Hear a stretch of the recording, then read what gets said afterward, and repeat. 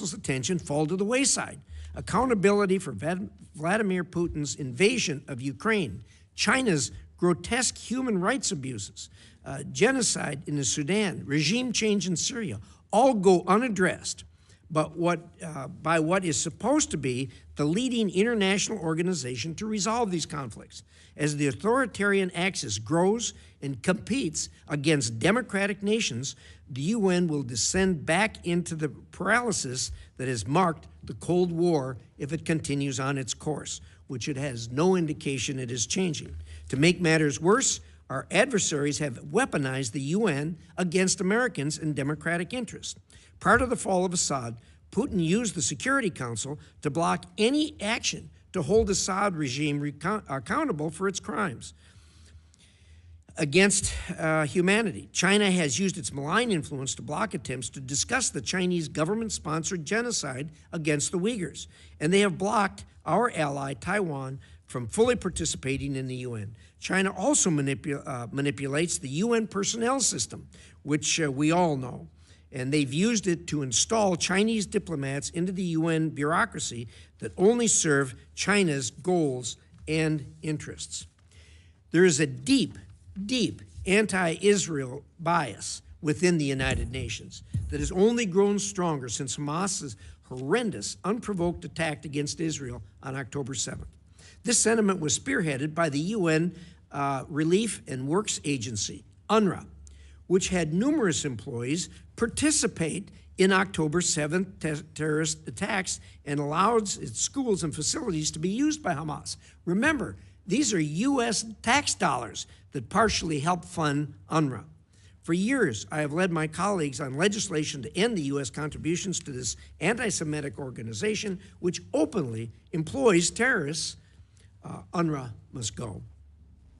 What I've just described is not what the American people want out of their taxpayer dollars. Our contributions should serve America's interests first, and I know you will bring that message to the United Nations system loud and clear.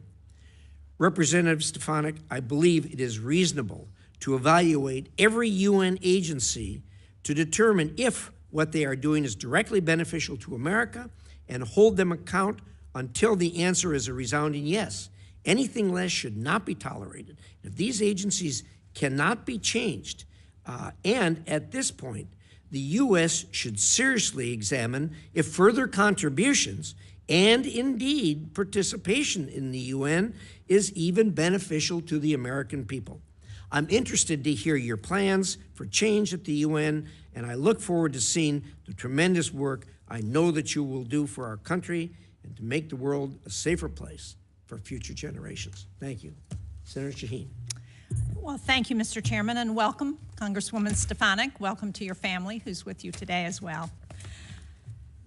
Now, whether fighting the spread of infectious diseases or stemming the flow of fentanyl that kills Americans, combating transnational crime that costs Americans billions of dollars, negotiating political settlements to dangerous conflicts, the work of the United Nations directly affects Americans all across this country. We benefit from UN peacekeeping missions that would otherwise fall to the American military. We are better off because of efforts to stabilize societies and provide life-saving assistance in places like Sudan, Syria, and Ukraine. And we don't just do this out of the goodness of our hearts. We fund these efforts because they make Americans, as Secretary Rubio said in his hearing, safer, stronger, and more prosperous.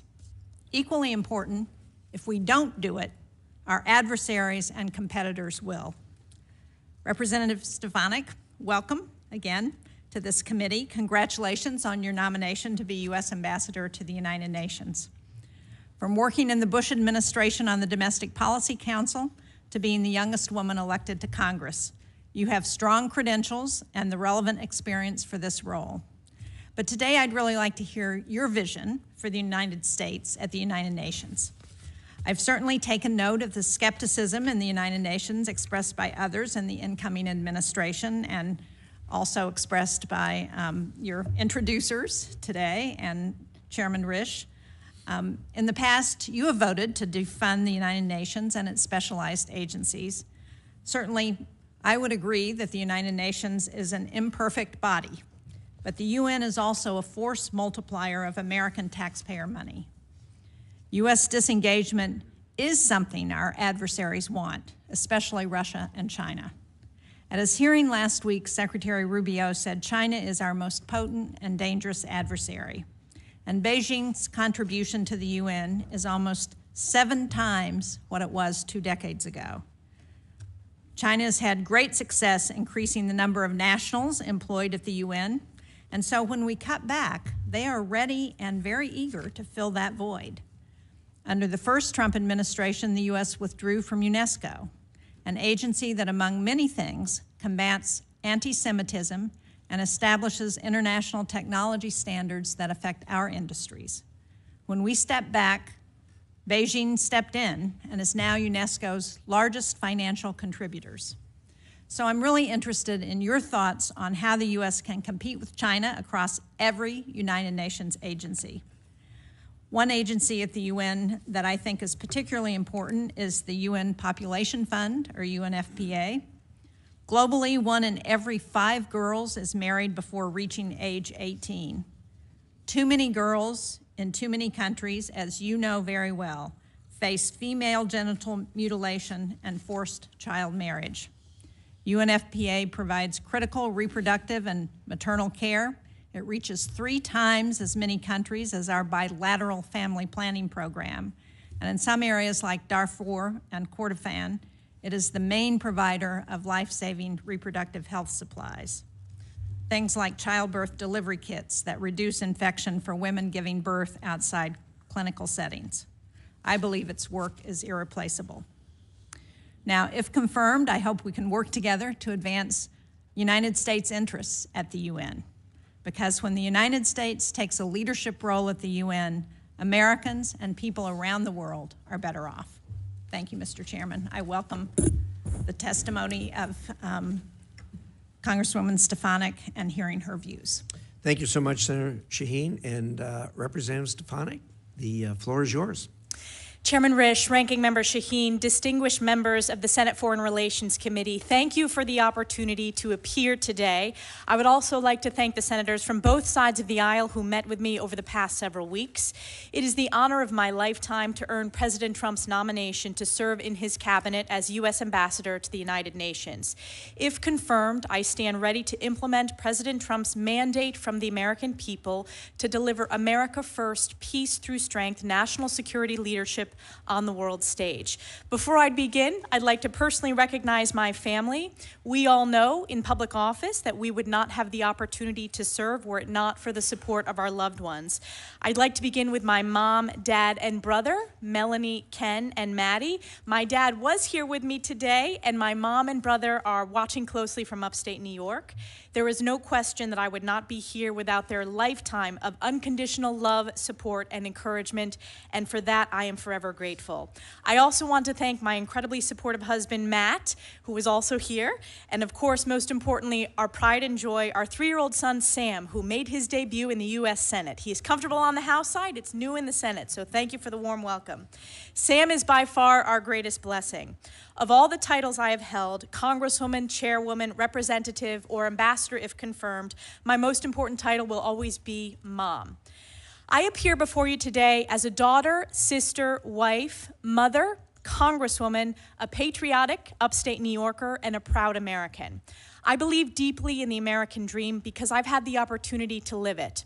I was born and raised in upstate New York, the cradle of the American Revolution. I grew up in a small business family where my parents instilled in me the importance of hard work, ingenuity, and grit. I was blessed to be the first member of my immediate family to have the opportunity to graduate from college. I graduated from Harvard with honors and then worked at the White House, in the West Wing, on the Domestic Policy Council, and in the Chief of Staff's office. After nearly a decade working in public policy in Washington, I returned home to work in my family's small business and decided to run for Congress. In 2014, I was elected to Congress, making history as the youngest woman ever elected at the time. In Congress, I have fought tirelessly for the hardworking families of New York's 21st District, delivering significant bipartisan results for my constituents. I was elected by my colleagues to serve as the House Republican Conference Chair, becoming the highest-ranking woman in Congress at the time and the youngest woman of either party to serve in top elected House leadership.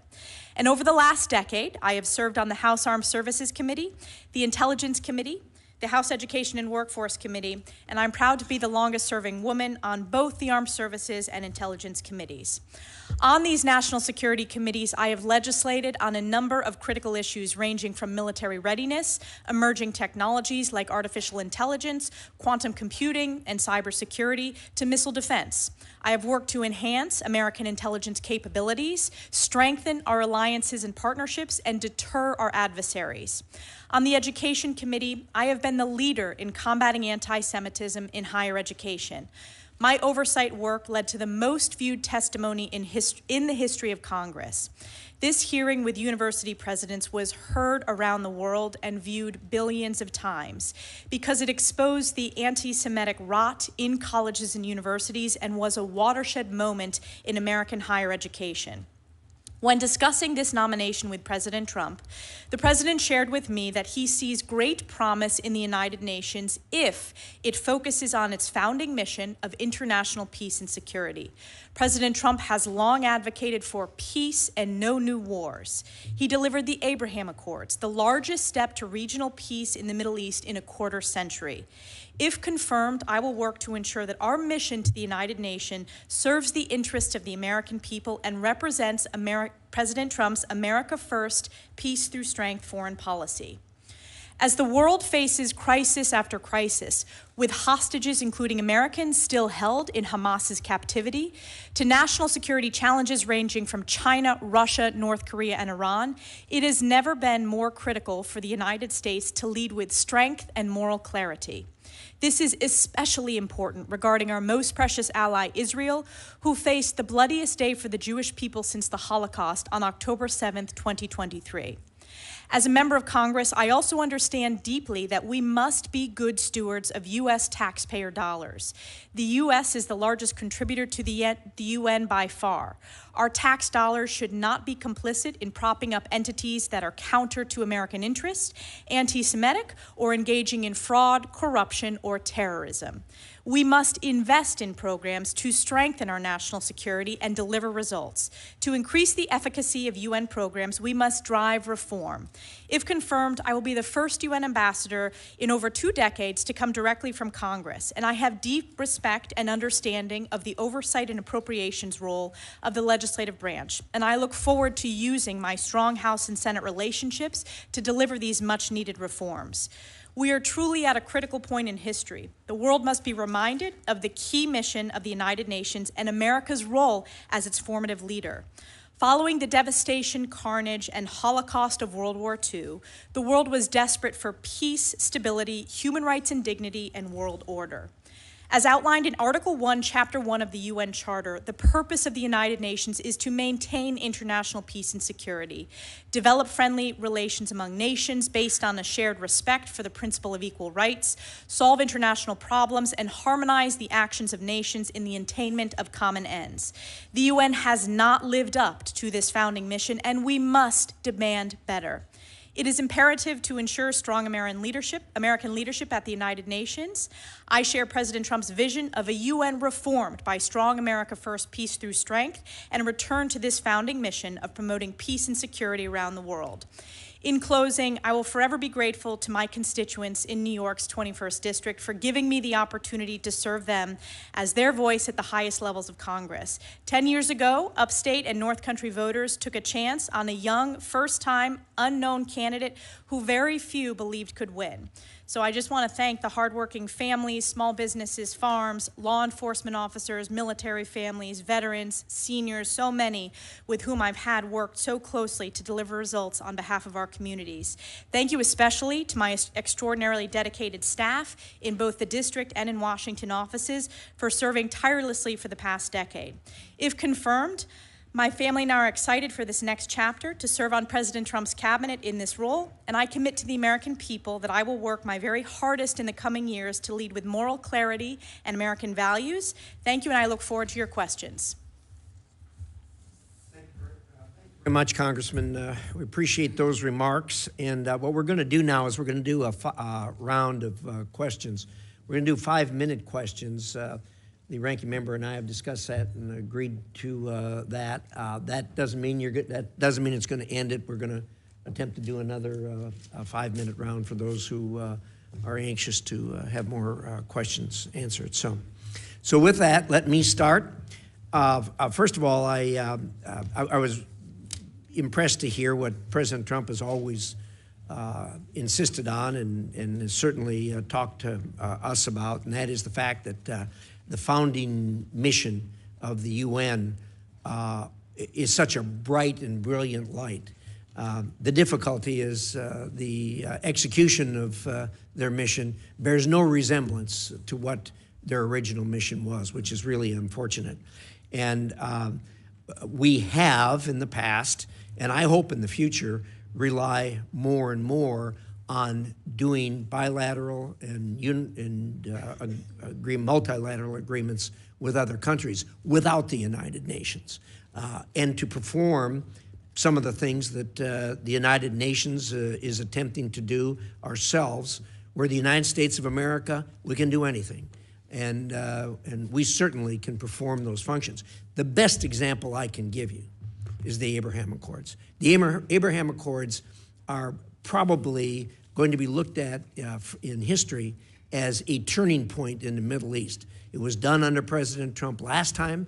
It was President Trump's administration who was the leading force on this, and the United Nations had absolutely nothing to do with it. And it is a great success in the Middle East, or a place where you see very few great successes. So we can do these things. We put a tremendous amount of money into the United Nations to do things that we can do. For instance, feeding folks. We do a lot of it ourselves through USAID, but we do a lot through the UN.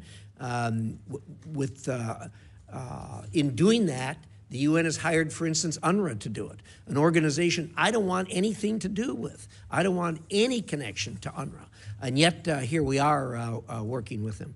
So I think there's a lot of things that we can do to start with that will ratchet down the number of people that are clogging the New York streets up there with employees from other places, and make it a mission that's our own. Your thoughts?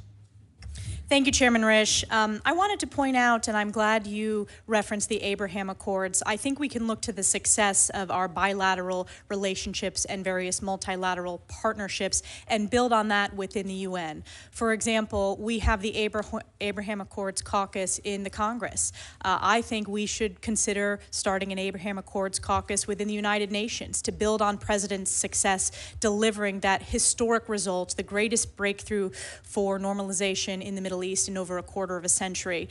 I do share your commitment, Chairman Rish, to being good stewards of U.S. taxpayer dollars and ensuring all of our investments to any foreign policy strategy, and this goes hand in hand what Secretary Rubio testified, represents our American interests. Does it make America safer? Does it make America stronger? And does it make America more prosperous? So I hope to work effectively with this committee, our oversight members and our appropriators to ensure that we deliver reform and ensure that each dollar is going to strengthen our national security. I think we can look to the programs that are successes, which typically have strong American leadership and voluntary funding. One example is the World Food Program, which has significant bipartisan support on this committee in both chambers of Congress, and it's supported by the American people.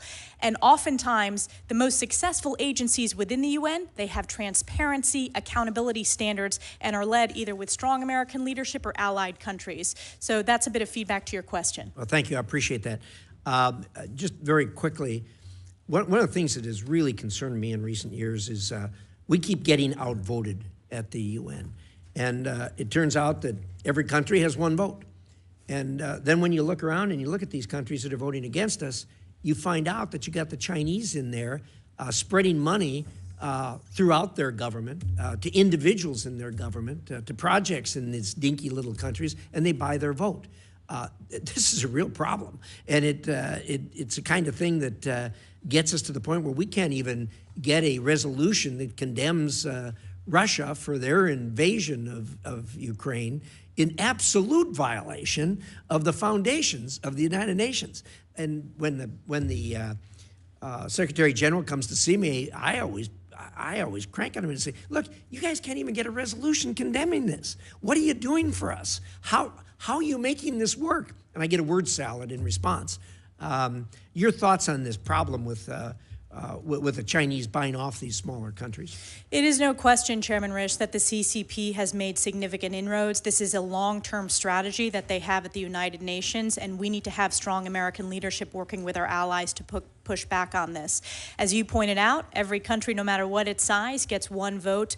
I believe we need to have a strategy to push back, particularly on the CCP's inroads within the global south and even within the Western Hemisphere. I think we need to build on our, as you said, bilateral partnerships and make sure they understand the importance of a two-way partnership with the United States. I also think that the personnel strategy of the CCP has been of particular concern within the UN. Clearly. China has made inroads in placing CCP leaders and Chinese diplomats in positions as head of various sub-UN agencies, but also at the most junior level. So we need to have a human capital strategy working with our allies to push back on that. I appreciate your thoughts in that regard, and I certainly have no objection to countries having a vote.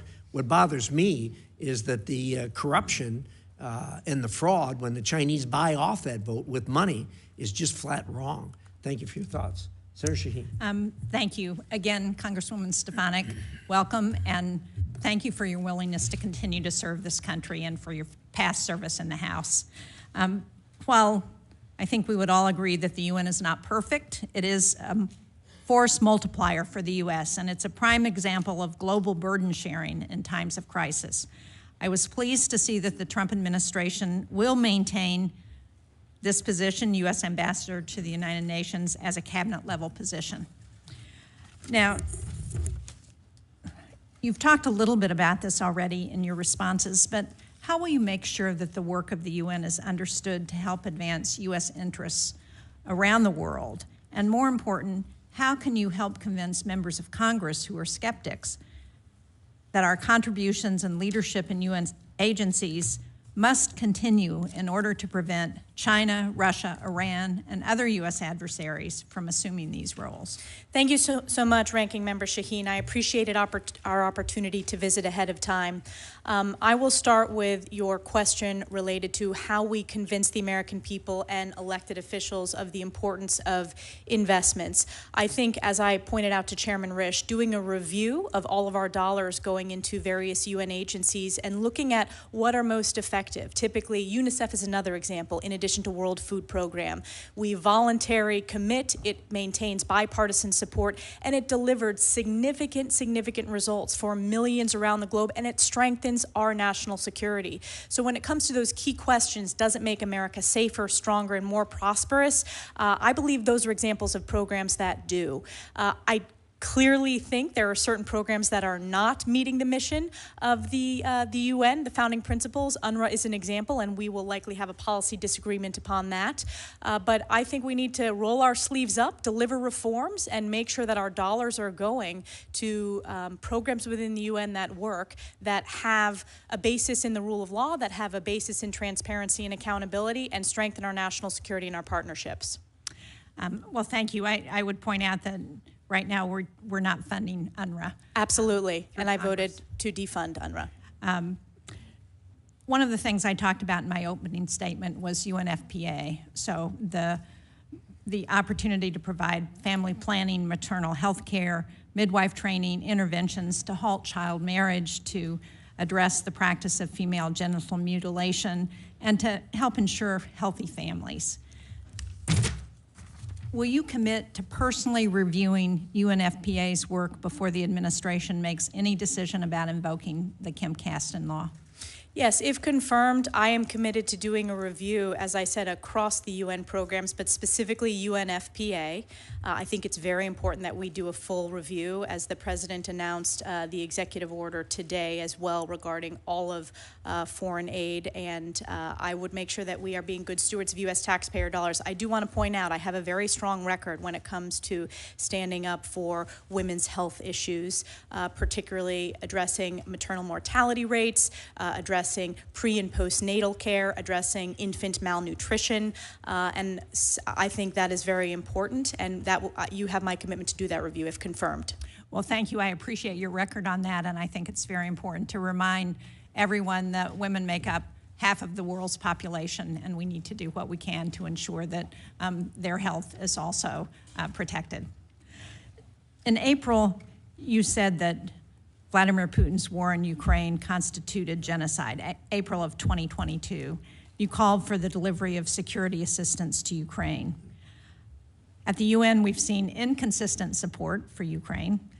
We've seen greater support on initiatives to support Ukraine and less support on initiatives to hold Russia accountable. If confirmed, can you talk about how you might use your role as UN ambassador to address and punish Russia's ongoing attempted genocide in Ukraine? I support President Trump's commitment to bringing this war to a resolution, to stop the killing, and he campaigned on that issue, and he feels very deeply, and I support that. And I believe it falls squarely in line with the founding mission of the United Nations to bring international peace and security. If you look at my record over the course of my time on the House Armed Services Committee and the House Intelligence Committee, I have a very strong record when it comes to deterring Russia, pushing back on Russia, including during President Trump's term, voting for defensive lethal aid to Ukraine. I believe peace through strength is our strongest deterrence, and I'm very proud that during President Trump's first term, it was the only president where Putin did not invade another country because of that strong peace through strength leadership and the rebuilding that we passed through the National Defense Authorization Act and President Trump signed into law. So I think our effort should be my effort will be supporting President Trump's mission to bring that to a resolution and to deter Russia in the long term. And so how do we hold Russia accountable for some of the human rights abuses that have happened in Ukraine, for their destruction of infrastructure in the country, for the lives that are lost? Clearly, this is a war that is only Vladimir Putin's initiative that has started. So are there things we can do at the UN that will hold Russia accountable? Certainly, it's going to be important to support President Trump's approach with his special envoy to address and bring that to a resolution. And I will work with the National Security Council and my colleagues in the cabinet who sit in the national security spaces to use this position at the United Nations to support his strategy and give him maximum flexibility to bring this to a resolution. Thank you. Thank you, Mr. Chairman. Thank you. Senator Ricketts.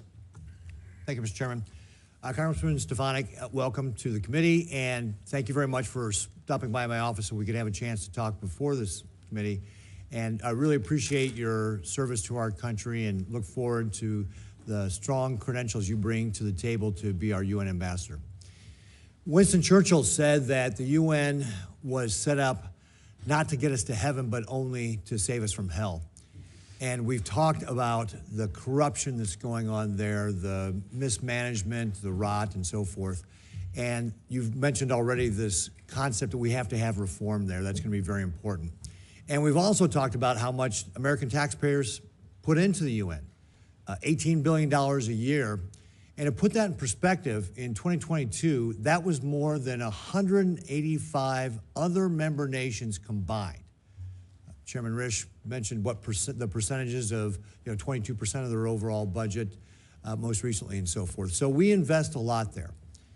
We've talked about these reforms. Do you believe that we can leverage the money that we're putting into the UN to drive the reforms? So, for example, can we say to the UN, hey, we're going to put money into these programs if, for example, they establish some of the transparency you were talking about, and if you don't do that, we're pulling our money out. Is that one of the ways that we can drive reforms? Absolutely, and I believe we have to. We owe that to American taxpayers to ensure that all of our dollars and investment represent our values and answer the key questions of, does it make America safer, stronger, and more prosperous? So that is really important to me as an elected official currently, representing. I understand we have to be good stewards of U.S. taxpayer dollars. So I think that is a key tool for us to demand greater reforms and transparency.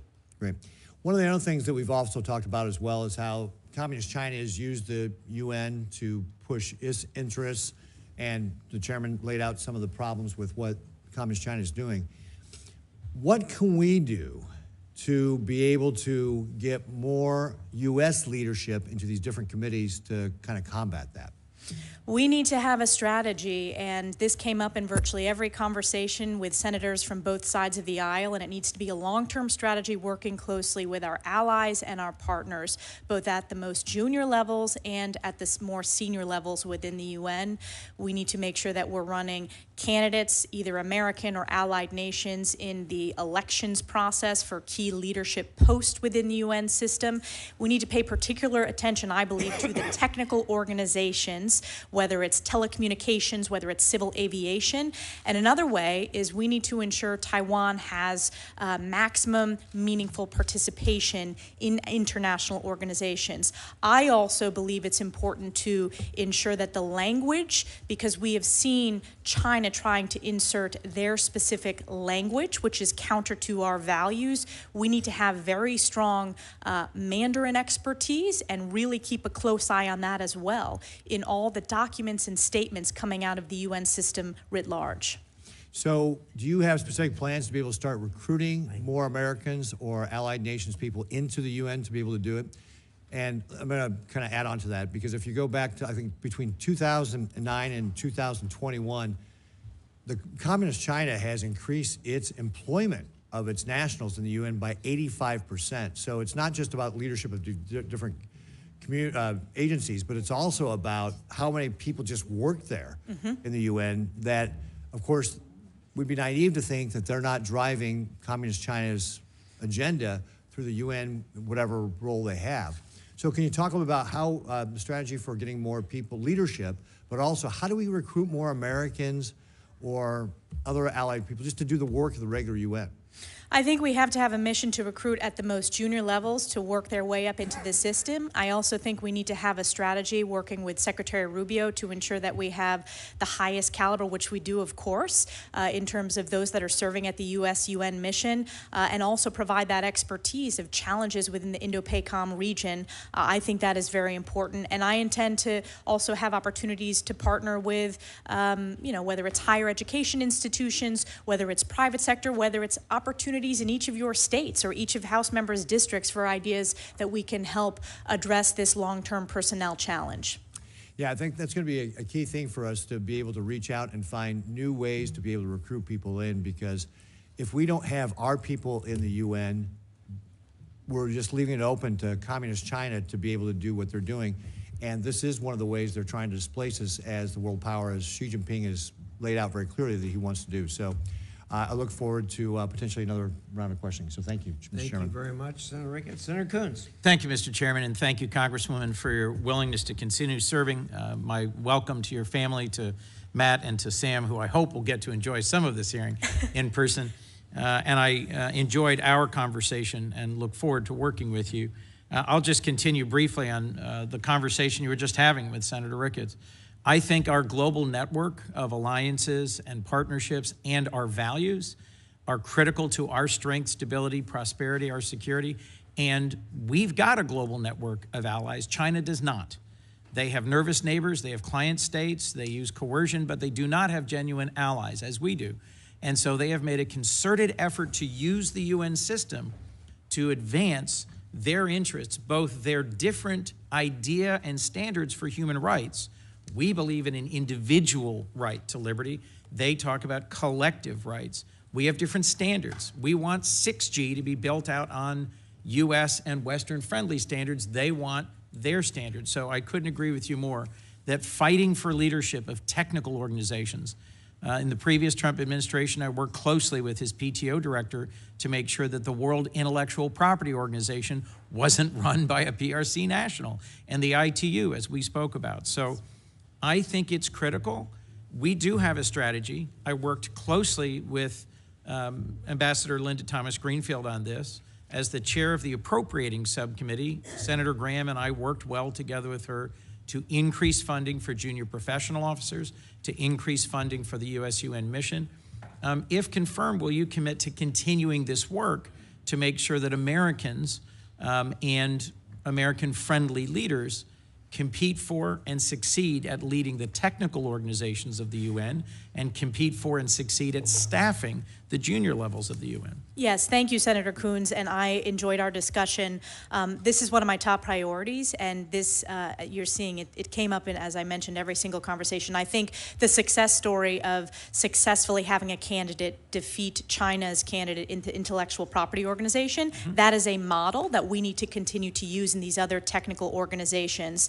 And that is, there is bipartisan support. As Tom Cotton mentioned in his opening statement, I was one of the founding members of the China Task Force, which of course led to the setting up of the bipartisan China Select Committee. So there's bipartisan interest, and I also support your approach of strengthening and building on our strong alliances, whether it is AUKUS, whether it is building on the relationships within the Quad, whether it's ASEAN. We have an opportunity to build on those organizations, I think, as partnered within the UN system. Chairman Rish referenced the sometimes frustrating dysfunction of the UN Security Council, the fact that both Russia and China have used it to block accountability measures. The General Assembly did pass an overwhelming resolution condemning Russia's brutal invasion of Ukraine, but we couldn't get it through the Security Council. The Security Council did, in September, unanimously pass, because of American leadership, a resolution continuing sanctions, visa bans, an arms embargo for Sudan. So it is not completely without merit. But one of the things the Biden administration advanced was UN Security Council reform to broaden its membership, as you referenced, to include the Global South and to try and move the Security Council more into a functional body. What are your views on what you should do to continue that agenda?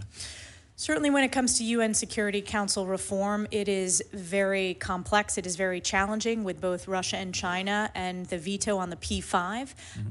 I would want to work with this committee and, of course, the president primarily on any proposals for UN Security Council reform. In my opening statement, when I was referencing reforms, I was mostly talking about ensuring that all of our taxpayer dollars are going to UN entities that function very well. But I am open to having conversations about how to make it work better. I think we need to have a broader strategy reaching out to countries within the Global South where China's made significant inroads. They've done it by building ports. They've done it through telecom. It's really been a whole of government approach. And it's obviously not the UN alone. It's working with Secretary Rubio. It's working with USAID, working with USTR, and significant economic investments that are happening in various Don't forget the other DFC. countries. President Trump signed the BUILD Act into law in his first term. The Development Finance Corporation is a critical tool in our toolkit. Before I conclude, I just want to raise my profound concern about an executive order signed yesterday by President Trump that puts a 90-day pause on all development assistance without clarifying the scope of that. Does that include our contributions to UNICEF and the World Food Program, which I think you would recognize, you did recognize, led by Americans, broad bipartisan support, part of the key mission of the UN to promote stability and security by feeding hungry people and bringing stability.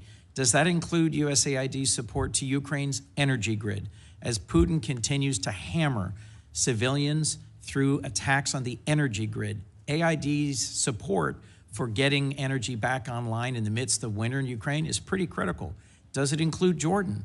A sea of stability in a whole area of chaos. Will development assistance be frozen for 90 days to Ukraine, to our development partnership in the Philippines and the Luzon corridor to compete with China's influence in the region, to Jordan? I hope we can work together to get some clarity, and I hope where there are obvious partnerships that do advance American national interests, that they will move forward quickly. Thank you. Thank you, Senator Coons. Thank you, Senator McCormack. Congresswoman, it's good to see you again. My wife, Dean, and I have known you for I think, more than 20 years. So I'm thrilled that President nominated you for this important role. Forgive my voice. I think I've been celebrating making America great again a little too much. As we discussed when we met in my office, I'm deeply troubled by the virulent anti-Semitism and anti-Israel bias at the United Nations. And since Hamas's brutal massacre on October 7th, the Jewish community in Pennsylvania and across our country has seen an explosion in hate. As you know, this is not theoretical for me and for Dina. We live in Squirrel Hill in Pittsburgh, where we had the Tree of Life tragedy, and a painful reminder of where that hate can lead. In Congress, you've done an incredible job of pushing back against anti-Semitism in our nation's institutions. You exposed the presidents of the 3 leading universities for their lack of moral clarity.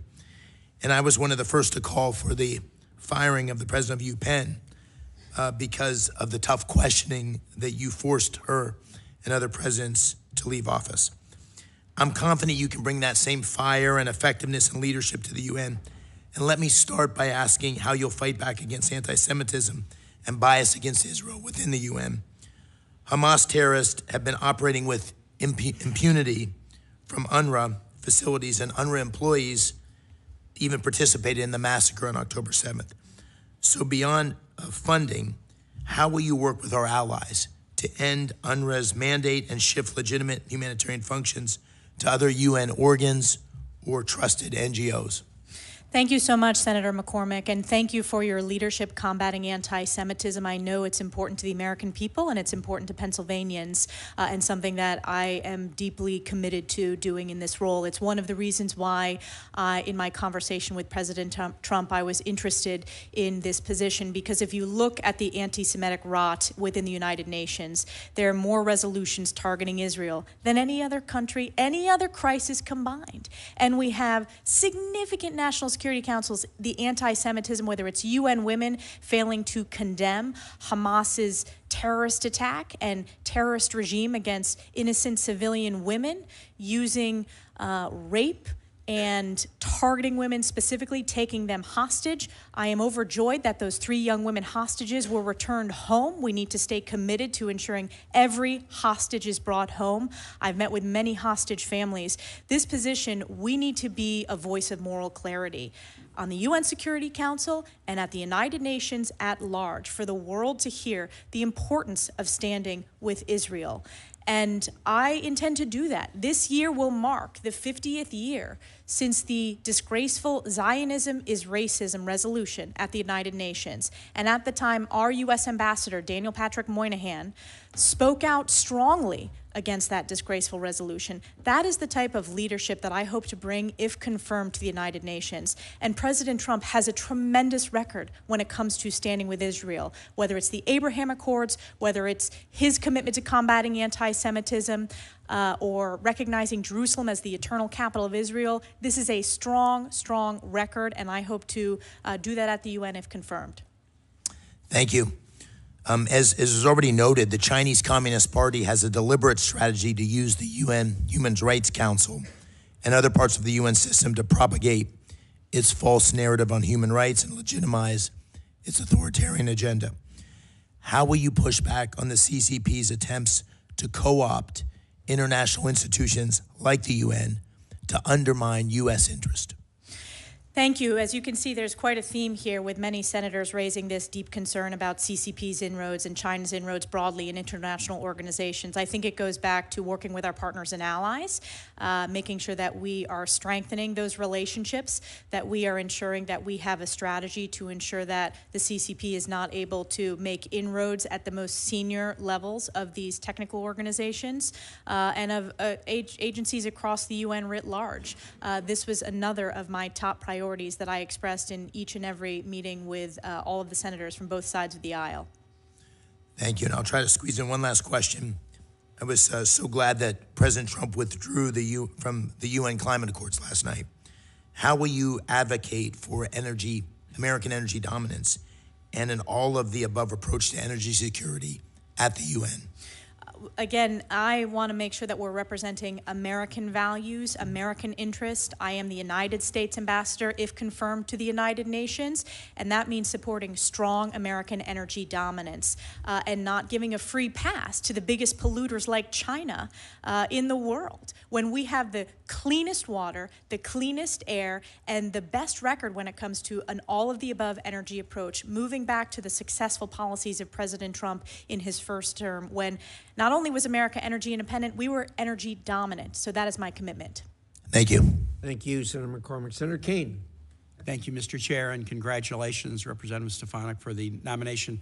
I really appreciated the meeting that we had in our office. You and I have some political differences, of course, but we talked that day about items on which we agree. We had some on which we disagreed, and we had a couple of others where you said your position is one that President Trump doesn't agree with. And I like that candor, and I like the fact that we had a good exchange. I'm grappling with that and some of the partisan comments you've made in the past. An article that I'd like to put in the record, National Public Radio article, How the Replacement Theory Went Mainstream on the Political Right, from May of 2022. On Monday morning, Stefanik tweeted, "Democrats desperately want wide open borders and mass amnesty for illegals, allowing them to vote." I'd like to put that in the record. Without objection, it will be included. Now, that was a campaign tweet, and I can separate campaign rhetoric from governing rhetoric. I don't view things like that as disqualifying. They do raise questions. But at least we had a good meeting. We talked about important issues and shared ideas. I'm going to say something here that I wish I could have said at an Armed Services Committee hearing, but we had it in closed session. All of the Trump nominees who come before the committees on which I sit have agreed to meet with me, save one. The Secretary of Defense nominee, Pete Hegseth. He's written that he thinks Democrats are evil. He's written that he thinks Democrats are the adversary. And he refused to meet with any Democrat on the Armed Services Committee, save the chairman. Save the chairman. Yesterday, in a closed hearing, we were asked to forward his nomination to the floor, even though it had not been pending to the committee for sufficient time. My colleagues asked, hey, why would we give a waiver to someone who wouldn't even agree to meet with us? That nominee would disrespect Democrats, okay, that's fine. But I didn't think my committee colleagues on the Armed Services Committee would have disrespected us. And I'll just say to all of my Republican colleagues here, if there is ever a nominee by any president who refuses to come meet with you when you're on the committee of jurisdiction overseeing that nominee, I will publicly raise hell on your behalf. Nominees should meet with the committees, just as Representative Stefanik did. And Representative Stefanik, while I have a question about some of the campaign rhetoric, I'm not going to ask you about it because that's in the past. I do appreciate the fact that you were courteous, informed, civil, and candid in the meeting with me. I told you I had two concerns, engagement and the Western Hemisphere. You've convinced me that you were nominated for this position not to disengage, but to engage, and I appreciate that. In fact, you wanted this position, and you wouldn't have wanted it otherwise, and that's great. On the Western Hemisphere, you're going to be working with the Secretary of State we approved unanimously yesterday, our colleague, Senator Rubio. Senator Rubio talked at some length about a number of topics on the Americas the other day, and I want to ask you about one that is particularly challenging right now, and that's Haiti. The situation in Haiti is a disaster. You know that. I mean, you've been on these committees overseeing American national security, and you know that issues like Haiti create immigration challenges and all kinds of other challenges that are bad on the humanitarian front and can cause problems for allies like the Dominican Republic and cause problems for us. We now have a security operation in Haiti being led by Kenyans with the assistance of other nations, with the financial support and assistance of the United States. Senator Rubio talked at some length here on last week about how important it was that we stay engaged on that. I'd like to know kind of what your thought would be, should you be confirmed at the UN, for what the U.S. can do to try to help Haitians find a next chapter that is a peaceful one. Yes, thank you, Senator Kaine. Appreciate the opportunity to sit down with you. I know we serve on the National Endowment for Democracy together, and there's been significant bipartisan results delivered through that program funded by Congress. I wanted to just point out, I stand strongly for border security.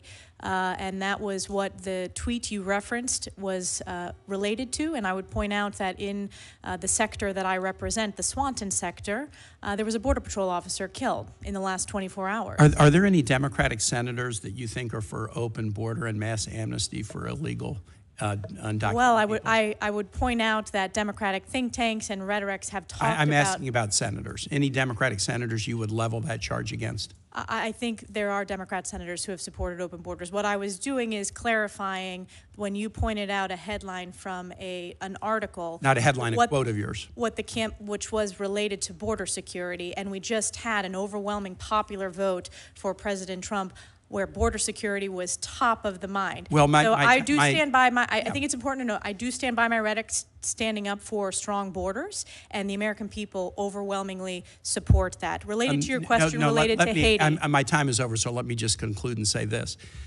When I've been on this committee and in the Senate, I was part of a bipartisan deal that put $46 billion of border security on the table that the House Republican majority killed, and another deal that put $25 billion of border security on the table in 2018 that President Trump killed. And I was just part of a bipartisan deal in the last year that was significant about bipartisan border security on the border that President Trump killed. The notion that Democratic senators are for open borders and allowing illegal aliens to vote is a fantasy. And so I really appreciate the opportunity to meet with you, but now I have questions about if you'd fall for a fantasy. I'm going to have that to ponder that, and I yield back, Mr. Chair. I do want to address that, Chairman Rish, if you give me the latitude to do so. We are very proud that on the House side we passed H.R. 2, the most significant border security package that Chuck Schumer failed to bring up in the Senate. That would return to the effective policies of President Trump. And again, the American people voted loudly and clearly when it came to securing our borders and the failures of the past 4 years. I'm not going to apologize for my commitment to securing the border when I represent a significant part of the U.S. A major sector, the Swanton sector, where we've had a skyrocketing of illegals crossing there. On the issue of Haiti, which I think is important, and it is a bipartisan concern, obviously it's a humanitarian significant challenge in our hemisphere. Working with Secretary Rubio, we need to have a strategy. I'm deeply concerned. It is very complex. There is no simple solution, and that is an area where we need to continue to have discussions with the committees of oversight. I'm very concerned on the Intelligence Committee briefings I've received about the crisis in Haiti, so I look to work with Secretary Rubio to support his commitment to the Western Hemisphere, specifically the complexities of the humanitarian challenges within Haiti. Senator Hagerty. Thank you, Mr. Chairman. And Congressman Stefanik, I just want to congratulate you for being here. I'm very pleased to see your nomination to be the next ambassador, the next United States ambassador to the United Nations, and I look forward to working with you very closely.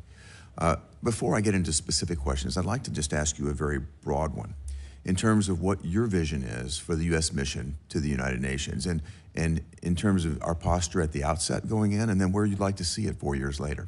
Thank you so much, Senator Hagerty. It is great to have worked with you over the past few years and your expertise, both having served as an ambassador in the first Trump administration and your incredible work in the U.S. Senate on this committee. My vision is making sure that we're supporting President Trump's America First, Peace Through Strength agenda, that we are good stewards of U.S. taxpayer dollars, and that we return to the founding mission of the United Nations, which is international peace and security, very much aligned with President Trump's commitment to peace and no new wars. I think there are reform opportunities that we need to work with. This committee, hearing after hearing with various ambassadors, have talked about reforms. I want to roll up our sleeves and get it done, demanding transparency and accountability, actually having the answers of where each taxpayer dollar goes within the UN, which, as Chairman Rish has referenced in previous hearings, we haven't not gotten the answer to because there's not that amount of transparency. Standing with Israel is critically important, particularly as there are hostages still being kept today by Hamas, pushing back on the CCP, and then strengthening our partnerships and allies, working with Secretary Rubio to make sure that his reform vision for the State Department, that, as he said in his hearing, this is not about reforming, it is about improving over the long term. We want to improve to deliver results. Well, I appreciate that very much and look forward to working with you in multiple respects to make that happen. One of those areas will be through our commission to modernize and reform the State Department, that I look forward to working with Senator Coons as we co-chair that effort. Let's get to a couple of specifics. Senator McCormack touched on this. I'd like to drill a little bit deeper into UNRWA. This is a particularly problematic organization, in my view. Long before the October 7th Hamas massacre took place, I've been calling for the United States to cease funding UNRWA, to send a very strong message. It's been well documented that UNRWA's textbooks teach children to glorify the murder of Jews. Hamas employs UNRWA facilities. They build their own tunnels and facilities underneath them. UNRWA employees even actively participated in the massacre on October the 7th of 2023. In January 2021, the Trump administration announced that less than 5% of people registered as refugees with UNRWA actually met the internationally recognized criteria for refugee status that demonstrates that UNRWA is a fundamental mechanism through which this Israeli-Palestinian conflict is perpetuated. President Trump rightfully stopped sending U.S. taxpayer funds to UNRWA. President Biden decided to reinstate funding without insisting on significant reform, and I was quite disappointed by that. Congress was correct, I believe, in defunding UNRWA last year. I believe the prohibition should be permanent. And my question for you is, how do you think you should deal with UNRWA? How do you think we should address U.S. taxpayer funds having gone to an organization like that has been directly complicit in terrorism in the October 7th, 2023 attack? We should never tolerate any U.S. taxpayer funds going towards terrorism. As in my question with the ranking member, Shaheen, I was one of the members that voted to defund UNRWA. I was one of the leaders in standing for that important appropriations vote, which there is a bipartisan consensus on, with significant members, Republicans, as well as some Democrats who voted to defund it. I think we can look to organizations within the UN system, such as UNHCR, such as the World Food Program, working with USAID, which are proven organizations. They still need, reform efforts and modernization, but don't have the terrorist ties that UNRWA had, particularly that were exposed during the October 7th Hamas attack against Israel. Whether it was Hamas's leader Sinwar carrying an UNRWA teacher's passport, or whether it was the UNRWA office above a Hamas data center, or individuals within UNRWA who participated in the terrorist attack against Israel on October 7th. So that I fully support the president's commitment to defunding, and I'm proud to have voted for that in the Congress. Great. Well, I have several more questions, but I just want to touch on one last one very quickly. And that has to do with accountability at the World Health Organization. You take into consideration the concerns around the COVID pandemic, what happened there, the WHO role there. President Trump, I believe, rightly withdrew us from supporting and funding WHO. President Biden put us back into that, into being a funder. In fact, the largest funder, $1.3 billion so far to that organization from United States taxpayers. What are your thoughts on the accountability that we've received so far, and where would you like to take that? Thank you. I support President Trump's decision to walk away from WHO. WHO failed on a global stage in the COVID pandemic for all the world to see, and instead spewed CCP talking points that I believe led to not only false information, but dangerous and deadly information across the globe. We cannot tolerate entities that are taken over by CCP propaganda. So I strongly support. President Trump knows when to engage and knows when to walk away. He was right in his decision to walk away from WHO, and I support that. I was pleased to see that action yesterday as well. Thank you, Mr. Chairman. Thank you. Senator Booker, you're up. Thank you very much, Mr. Chairman. It's good to see you, and I thank you for the time that you gave me in a very hurried inaugural weekend. Yes. It was amazing that we were able to fit that in. And I want to echo some of my Senate colleagues who just said you are very informed and seem to be extraordinarily committed to this task and this goal, and I'm grateful for that. I want to jump in on some of the things we talked about right away. I'm so grateful for Senator Kaine bringing up Haiti and the importance for us to come up with some bipartisan foreign policy agenda or strategy to deal with that crisis there. I want to bring attention to the conflict in Sudan, which has created the largest and fastest growing humanitarian crisis in the world. We see right now tens of millions of people in need of assistance. The humanitarian crisis, from hunger and malnutrition all the way to political destabilization in neighboring nations like Egypt, which are seeing this extraordinary overflow of urgencies as a result of the immigration and displaced people that are landing in that country. I'm deeply concerned about recent reporting from the New York Times stating that the SAF has used chemical weapons on at least 2 occasions. And I am really believing that we are lacking the kind of pressure on a lot of our allies and other nations that are involved in this conflict. And so this is a real time for, and as I talked about now, Secretary of State Rubio, about really aligning a diplomatic strategy in trying to bring about an end to this conflict, which will not be solved ultimately through the use of military conflict and needs a diplomatic solution. And so for now, in the short term, the need to protect civilians is paramount. And this is an issue where obviously, should you be confirmed, you can lead. And I think, in my opinion, one of the things that it's been lacking from is just a general prioritization. So first and foremost, will you commit to prioritizing Sudan and an end to this horrific humanitarian crisis and politically destabilizing reality we see now?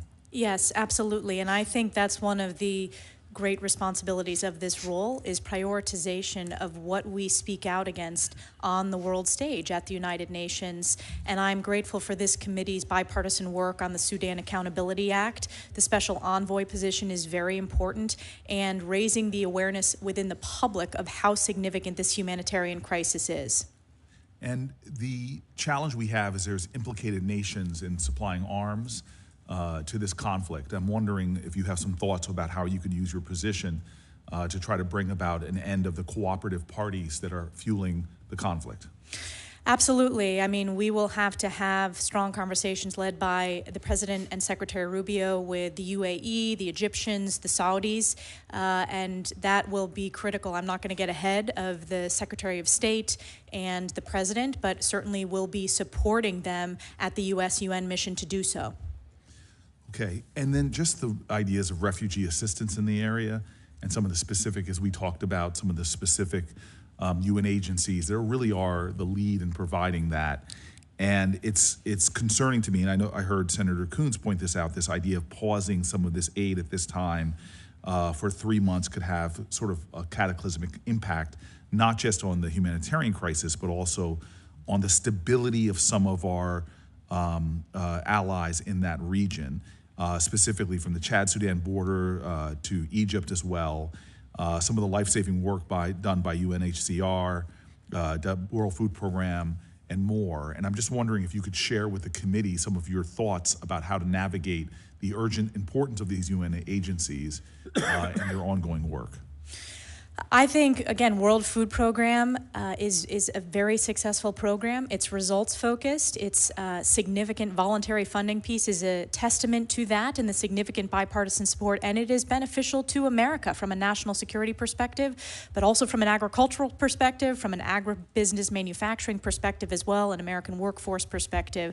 So I think we need to look at all of our programs, do an assessment of, do they answer the questions of, does it make America stronger, safer, more prosperous? That should be our guiding light, and America First, peace through strength.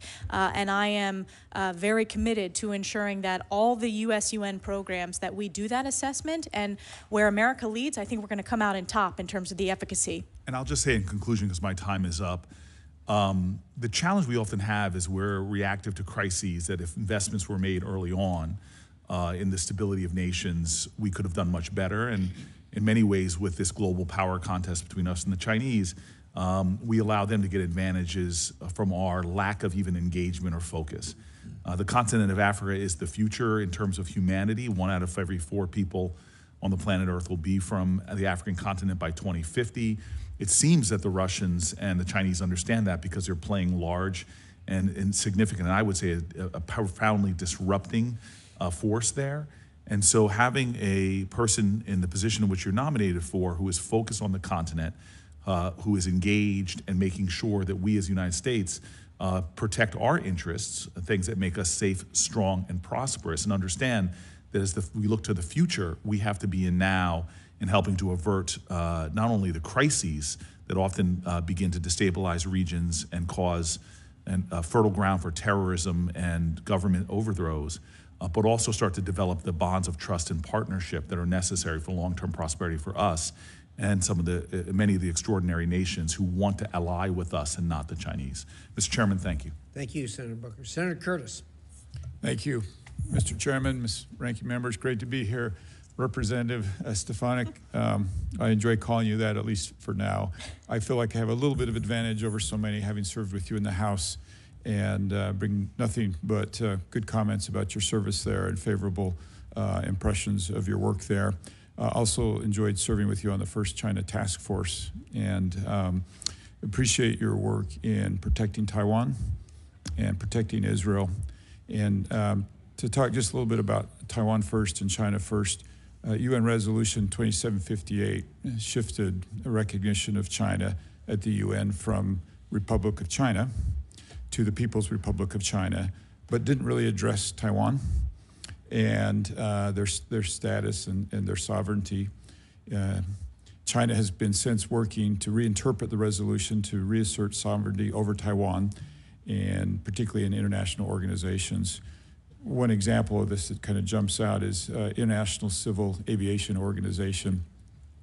They've implied Taiwan as part of China in a press release, and this was most noticeably evident during a viral World Health Organization interview at the height of COVID-19. When a Hong Kong journalist asked about Taiwan's pandemic response, the official avoided the question about Taiwan, stating, "We've already talked about China," and all parts of China, implying Taiwan was part of China. I think the American taxpayers, I think you and I would agree on this, should not be subsidizing the salaries of people who undermine Americans' allies.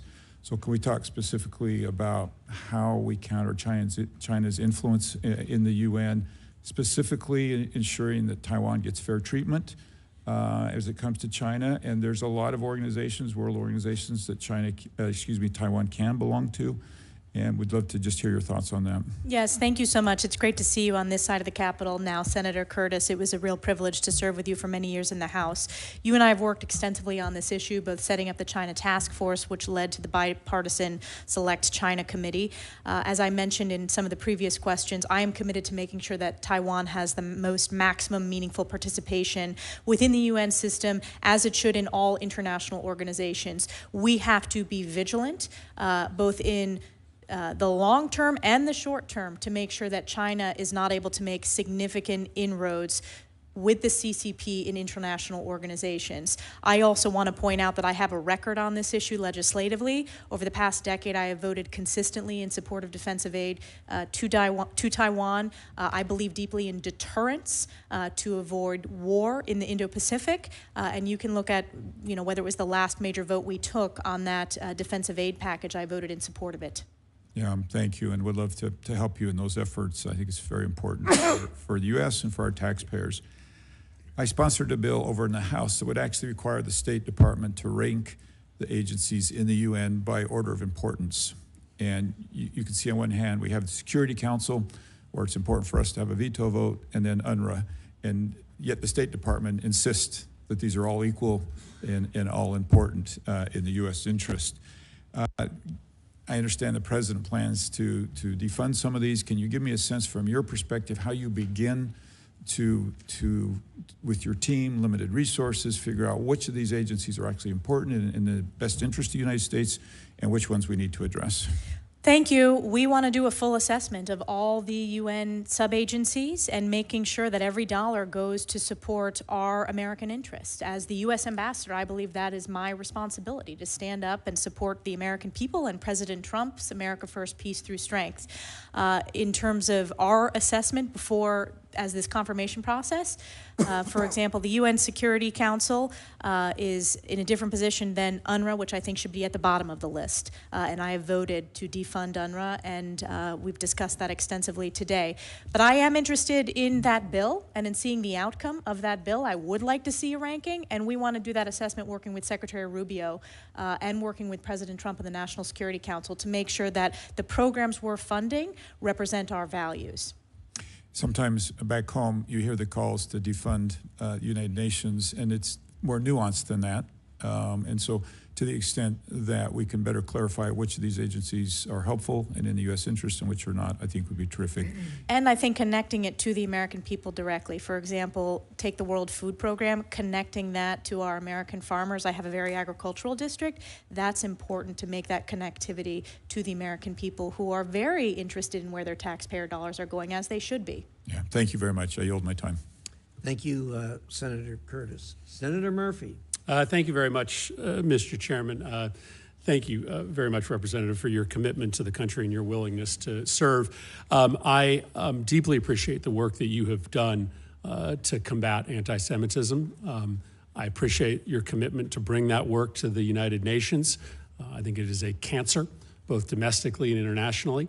You and I worked together over the last year and a half to dramatically increase funding for the not-for-profit security grant program that sends money to synagogues and Jewish community centers to invest in security upgrades. I'm heartbroken that we need to do that, but it is an important moment to support those communities. I agree that it's a problem you will confront at the UN. It is also a problem, as you have raised, domestically, both on the right and the left. I think anti-Semitism work is best when we call out what's happening on both sides of the aisle.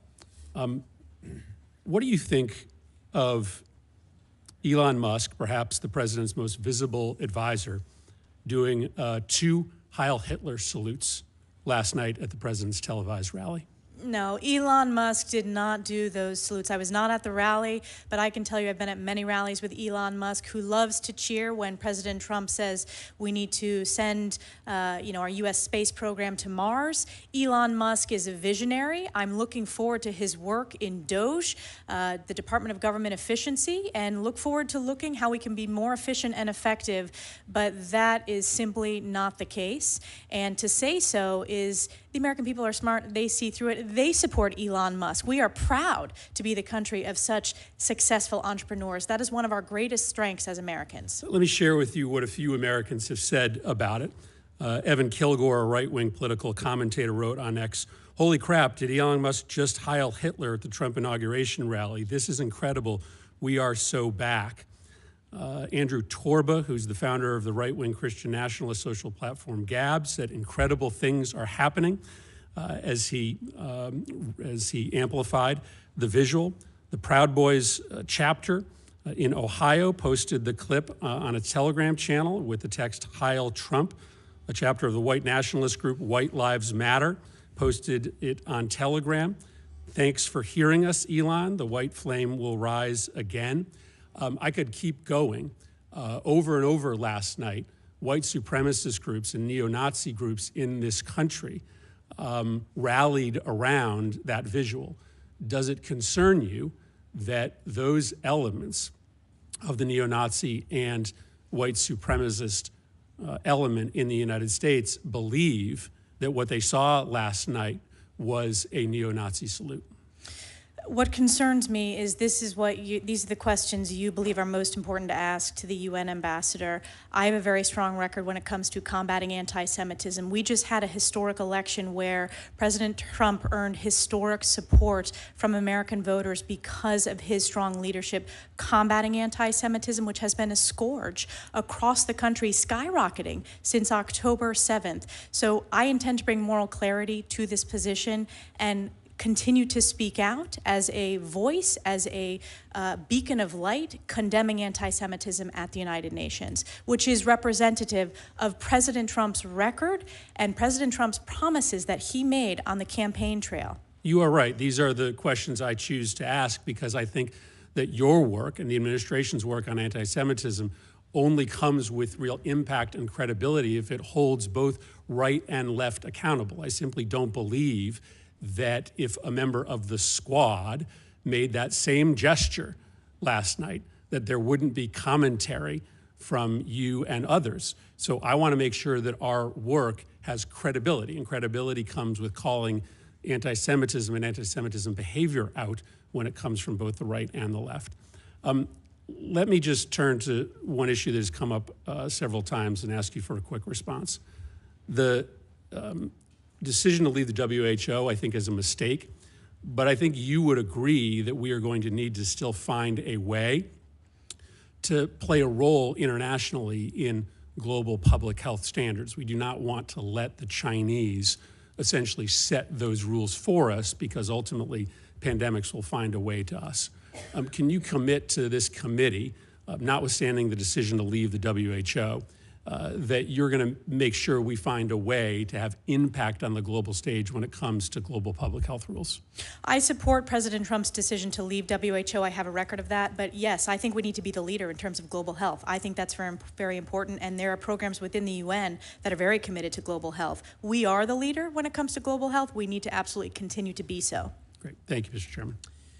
Thank you very much. Next up, we have Senator Corin. You're up next. Oops, I'm sorry. Was Scott? Senator Scott, I'm sorry. You were here at the gavel. Thank you. Thank you, Chairman. First, congratulations on your appointment to be ambassador to the UN.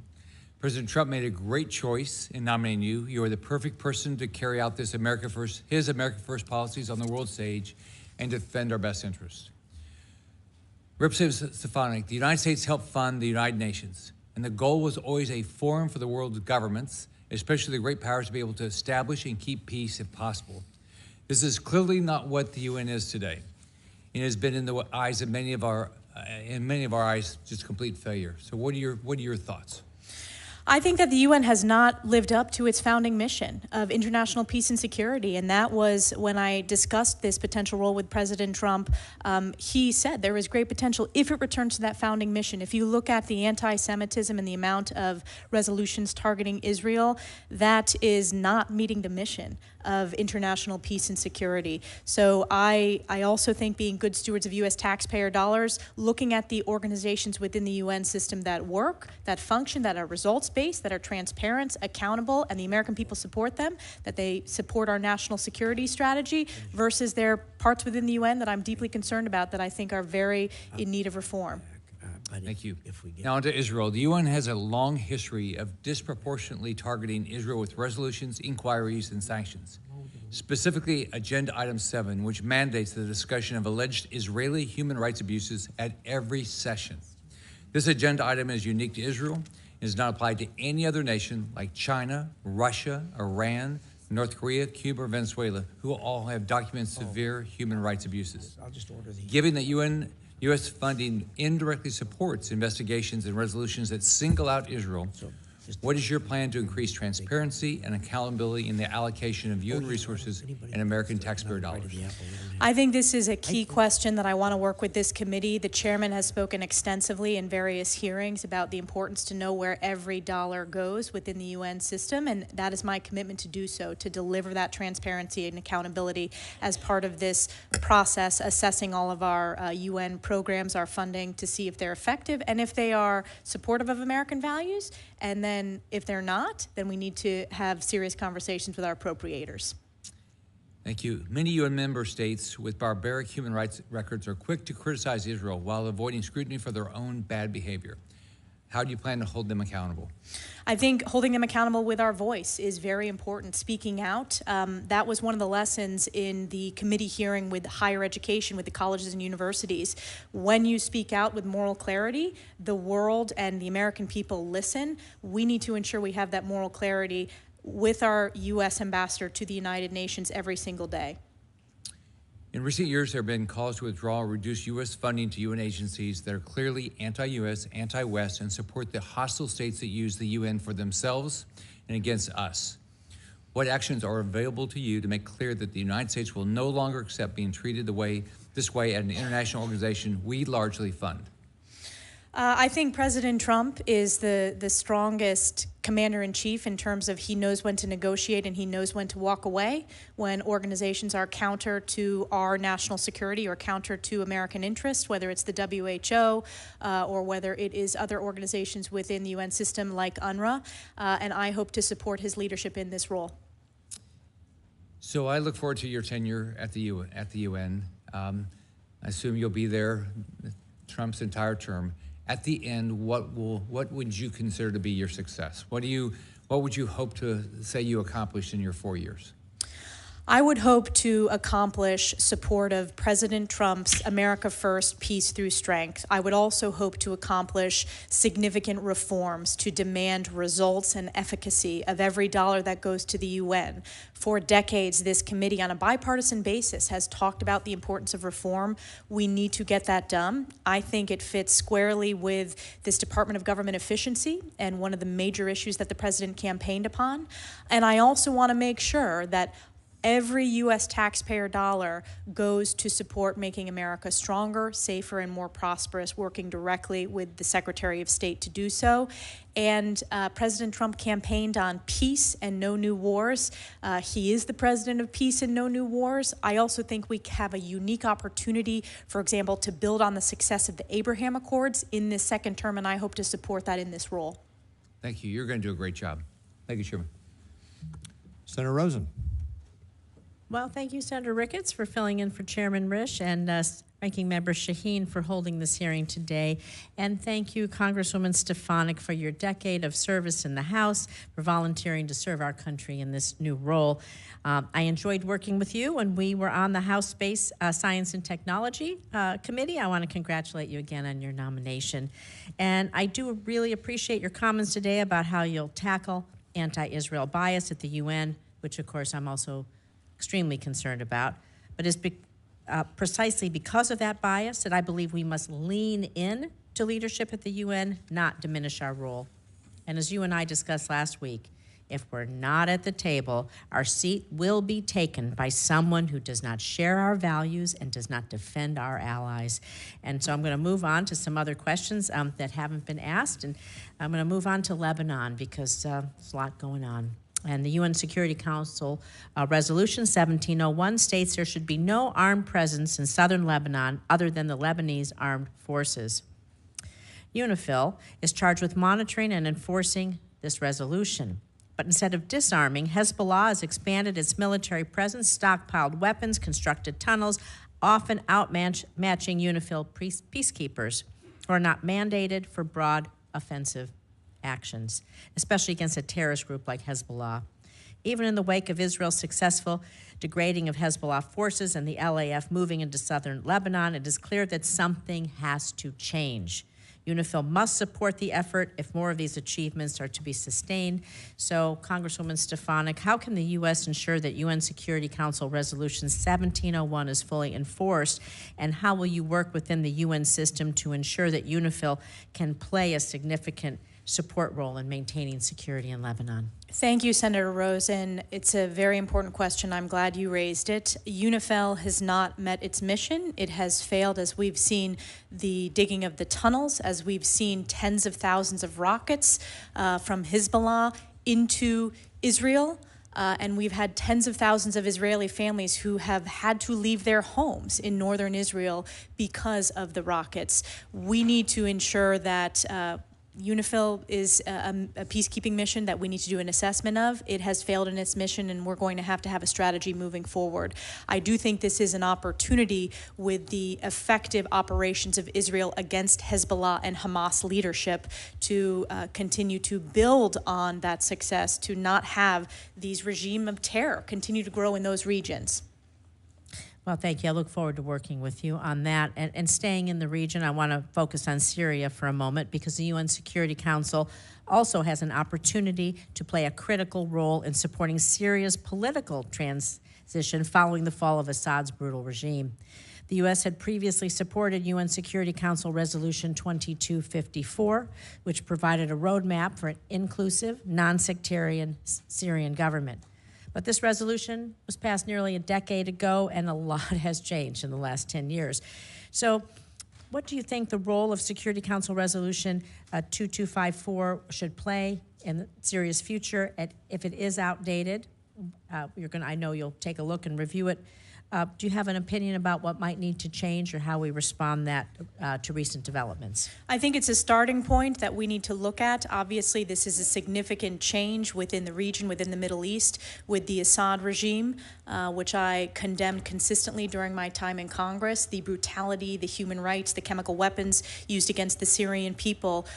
We need to be cautious and judicious with the new leadership in Syria. We cannot allow it to be a den of terror against its own people. So I would view that as a starting point as we discuss this on the National Security Council and as the president makes his decisions for the best approach when it comes to our approach to Syria.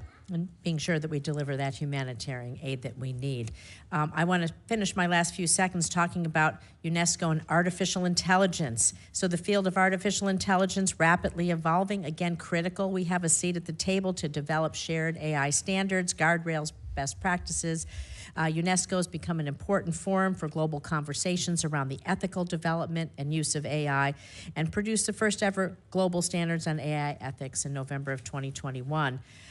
We know China's made a concerted effort to increase its engagement with standard-setting bodies, including UNESCO.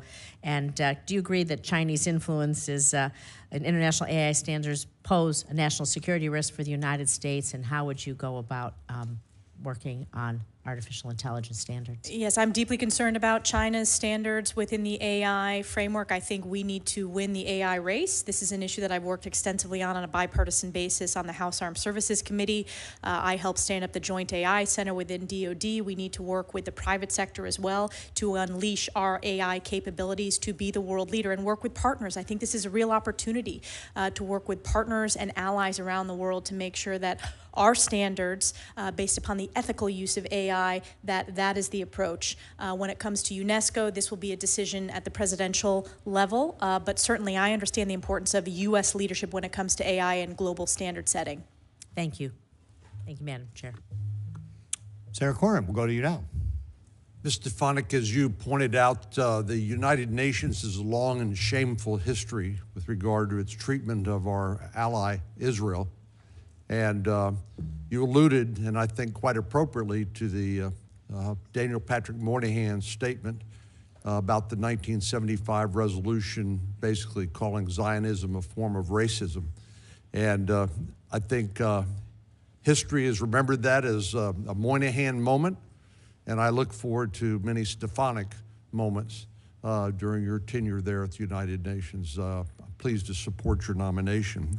I have a couple of questions, one about Iranian nuclear aspirations and the other about Russia. First, let me start with Russia. We know that Mr. Putin does not honor any obligations of the Russian Federation dating back to 1994 with the Budapest Memorandum, where he said they would protect Ukrainian sovereignty in exchange for relinquishing their nuclear weapons. More recently, he's not only engaged in an unprovoked and barbaric attack against Ukraine in violation of that very agreement, but also engaged in a de facto annexation of Belarus. What do you think our policy should be in dealing with Mr. Putin? My view is that he is not going to stop as long as he feels like he has an opportunity to reestablish the Russian Empire, something he has said he aspires to do. What do you think our national policy with regard to Mr. Putin should be and his territorial aspirations? Sure, so I can point to my record. I have been very strong in support of our deterrence efforts through the National Defense Authorization Act that we've passed on a bipartisan basis. I would point to President Trump's success in his first term.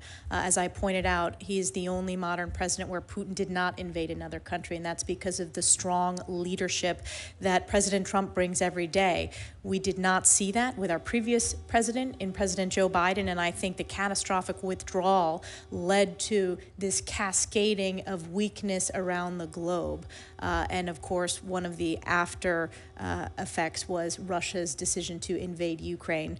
I think the president needs to have maximum flexibility to bring this resolution to an end, a peaceful resolution, stopping the killing, stopping the bloodshed. He campaigned on this issue, and certainly Secretary Rubio testified extensively on this issue as well. So I want to support his commitment to do so through his special envoy and his decisions as president. It seems like the Biden administration has tried to use diplomacy without the credible threat, at least, of the use of force. Do you think diplomacy works without deterrence? I think you need to have deterrence. I think deterrence is key. You're talking to a member who's been on the House Armed Services Committee, who's served on the House Intelligence Committee. I think deterrence is our strongest way to ensure that we have peace. I've been proud to help rebuild our U.S. military in the first term of President Trump when he signed the National Defense Authorization Act in my district at Fort Drum. So I am a deep believer in deterrence. Diplomacy is very important as well. And that's one of the reasons why I think it's important that this position serve at the cabinet level. And I'm honored that the president nominated me to be in his cabinet in this position. As you know, because you have a record dealing with the UN Security Council Resolution 2231, adopted as part of that deal, the Iranian nuclear deal in 2015, was snapback sanctions if Iran violated the agreement, which it has clearly done time and time again. President Trump sought to initiate those snapback sanctions in August of 2020, but it was not successful at the time. In 2023, you signed a bipartisan letter, as you'll recall, to the British, French, and German leaders, urging them to immediately initiate the snapback mechanism. How important do you think it is that that snapback occur, and what threat is there to the region and to world peace of Iran acquiring a nuclear weapon? Oh, it's the most significant threat to world peace and specifically to the region. And I have a long record on this issue. I think it will be an important tool to consider in the president's toolkit as he pushes back on Iran. If you look at the success in his first term of the maximum pressure campaign on Iran, we had the Iranian regime, he had the Iranian regime at its weakest point. And what we have seen with the hundreds of billions of dollars sent to Iran during the last president is you have an emboldened Hamas, who committed the bloodiest day for the Jewish people since the Holocaust on October 7th. You had an emboldened Hezbollah, which luckily successfully Israel has continued to eradicate the terrorists of both Hamas and Hezbollah, and that's funded by Iran. So it has a cascading effect across the region. One of the greatest breakthroughs to push back on Iran is the Abraham Accords and building upon that success. Also using our energy policy, and President Trump was a visionary in this space, understanding that energy policy is national security around the world. Thank you. Senator Van Hollen. Thank you, Mr. Chairman. Representative Stefanik, it was good to meet with you the other day. We discussed many of the important issues you will face at the United Nations. And I was pleased to hear you say that despite your voting record in the House, you support funding for the United Nations and most of its agencies. And we agreed that U.S. disengagement from the United Nations would simply cede lots of territory to our adversaries. Sadly, President Trump's decision to leave the World Health Organization will do just that. I believe it will make us less safe. Viruses don't respect national boundaries. Also, much false information has been spread about UNRWA this morning. I simply urge all my colleagues to go read the U.S. intelligence assessment of UNRWA, an organization that Cindy McCain, the head of the World Food Program, has described as, quote, indispensable. One issue that you will immediately face at the UN are discussions and resolutions regarding the ongoing conflicts in the Middle East. And I associate myself with Senator Rosen's comments about the importance of enforcing UN Security Resolution 1701, along with other UN Security Council resolutions. Like you, I've met with the hostage families, many of them, and I commend President Trump and Special Middle East Envoy Steve Witkoff for the role they played in finally securing the agreement to release the hostages and enter into a ceasefire. It's essential that they achieve its full implementation. I'd like to discuss your views about what people refer to as the day after in Gaza and beyond. President Trump has an opportunity to bring some light at the end of a very dark tunnel we find ourselves in, the latest chapter being the horrific Hamas attacks of October 7th. The president has said he wants to bring long-term peace and security to the region. Clearly, Hamas can have no role in that future, but long-term peace must include security self-determination, and dignity for Israelis and Palestinians alike. When we talked in my office, you agreed that we should stand up and protect universal human rights and self-determination for all people, including both Israelis and Palestinians. And I'd just like to hear you today say that that's your view. To put that view in the context of the day after question, I think President Trump is uniquely positioned at this very challenging moment to bring peace to the region, to eradicate terrorists of Hamas and Hezbollah, to protect Israel's national security. If you look at the failures, we've given billions of dollars, and this is just the bilateral aid to the Palestinians, and it has been abused by Hamas. Representative Stefanik, it was a very simple question. I just asking you if you agree with the statement that in order to achieve long-term peace and stability in the Middle East, that we have to secure the human rights and rights of self-determination for both Israelis and Palestinians. That's a yes or no? I support human rights for all, and I think it's a disgrace that Hamas and Hezbollah have stripped human rights of the Palestinian people, and we need to ensure that we are standing up for human rights, and Israel is standing up for human rights. It is a beacon of human rights in the region. We agree with that. I asked you in my office also about whether Palestinians have the right of self-determination. My understanding was you said yes. Do you have a different answer today? That was not the direct question that we discussed. I said the Palestinian people... Do you believe that Palestinians have the right of self-determination? I believe the Palestinian people deserve so much better than the failures that they've had from terrorist leadership. It's just a pretty simple question. And I believe we need peace in the region. Of course they deserve human rights. So... I want to ensure that, number one, we bring the hostages home. So do all of us. Representative Stefanik, let me just ask you. I have 30 seconds left. I'm rarely surprised by answers in my office, but I did ask you whether you subscribe to the views of Finance Minister Smotrich.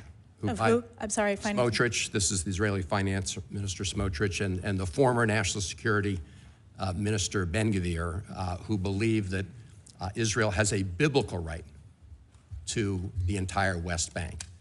And in that conversation, you told me that, yes, you shared that view. Is that your view today? Yes.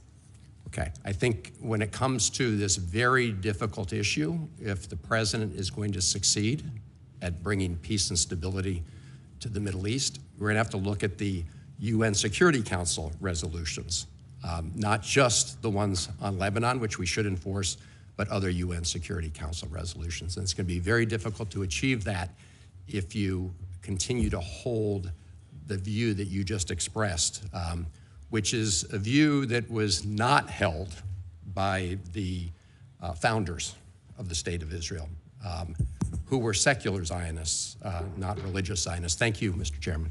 Thank you, Senator Van Hollen. From the great state of Montana, Senator Daines. Chairman, thank you. Congresswoman Stefanik, congratulations on your nomination, and thank you for being here today. I'm very pleased to see President Trump placing such a strong emphasis on this very important position of ambassador to the United Nations. It's important for the United States to be active at the table at the UN to protect and advance U.S. interests. It's hard to imagine that the United Nations, which was born out of the tragedy of the Holocaust, would become a significant voice, an instrument of anti-Semitism. That is exactly what's happened. Not only has the UN General Assembly condemned Israel's right to defend itself and demanded Israel end unlawful presence in occupied Palestinian territory, but it's also attempted to recognize Palestine as a state. And programs such as UNRWA have actively assisted terrorists.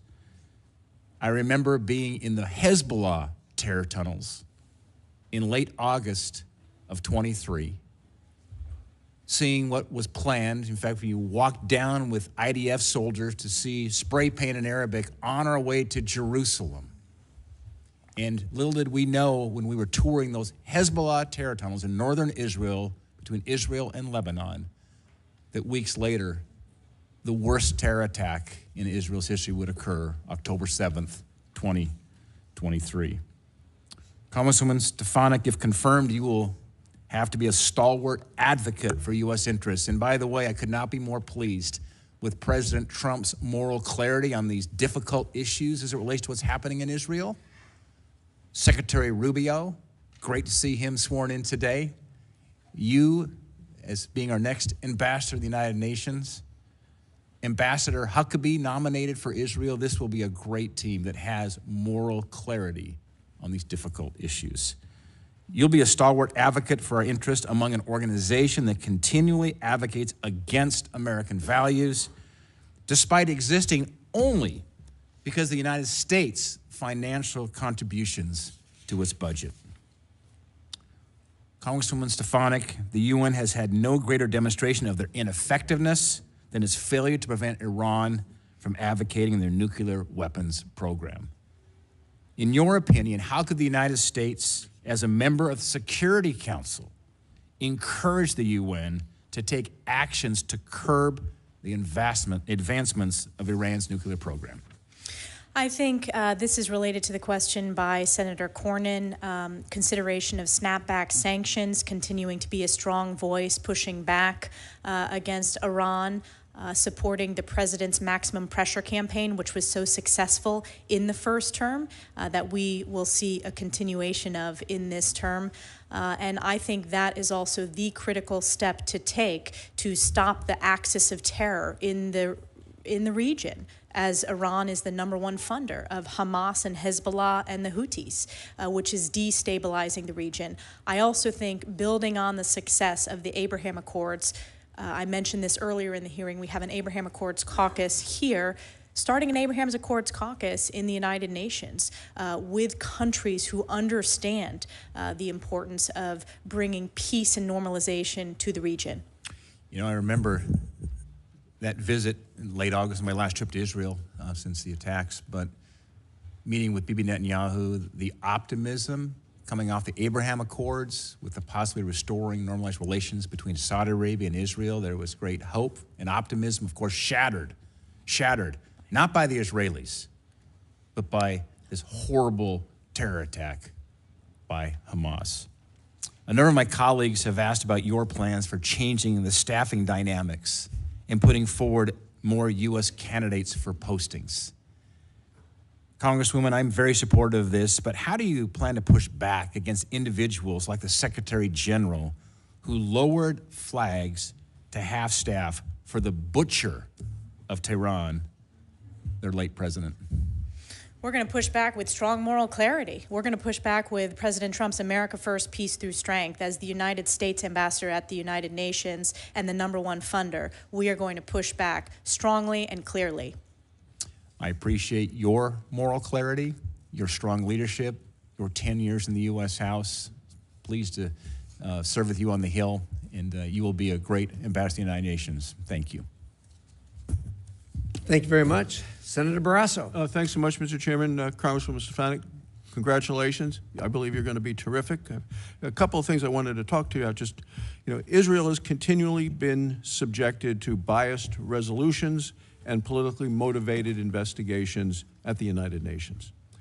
The UN so-called Human Rights Council has a standing agenda item, and that standing agenda item is called item number 7, and it exclusively targets Israel. It makes it the only member of the UN, the only member state singled out in this manner. The Council consistently devotes excessive time, I think time at all is excessive, in criticizing Israel while often overlooking the atrocities in countries like Iran, like Syria. 2024 alone, the UN General Assembly adopted 17 different resolutions against Israel, compared to only 6 against the whole rest of the world. I mean, it's astonishing that this is going on the UN. So what are your views on item 7, and what steps would you think to do in terms of removal of this from the permanent agenda?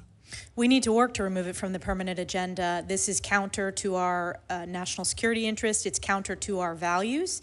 And this is emblematic of the anti-Semitic rot that is pervasive within the UN system. I'm a big believer in transparency. We saw over the course of exposing, frankly, the failed leadership at college campuses, the importance of providing a spotlight when there is a lack of moral clarity, because the American people strongly support the U.S.-Israel relationship. They understand the moral case and the importance of Israel and how we should not be funding or supporting or giving any platform, frankly, like this standing agenda item.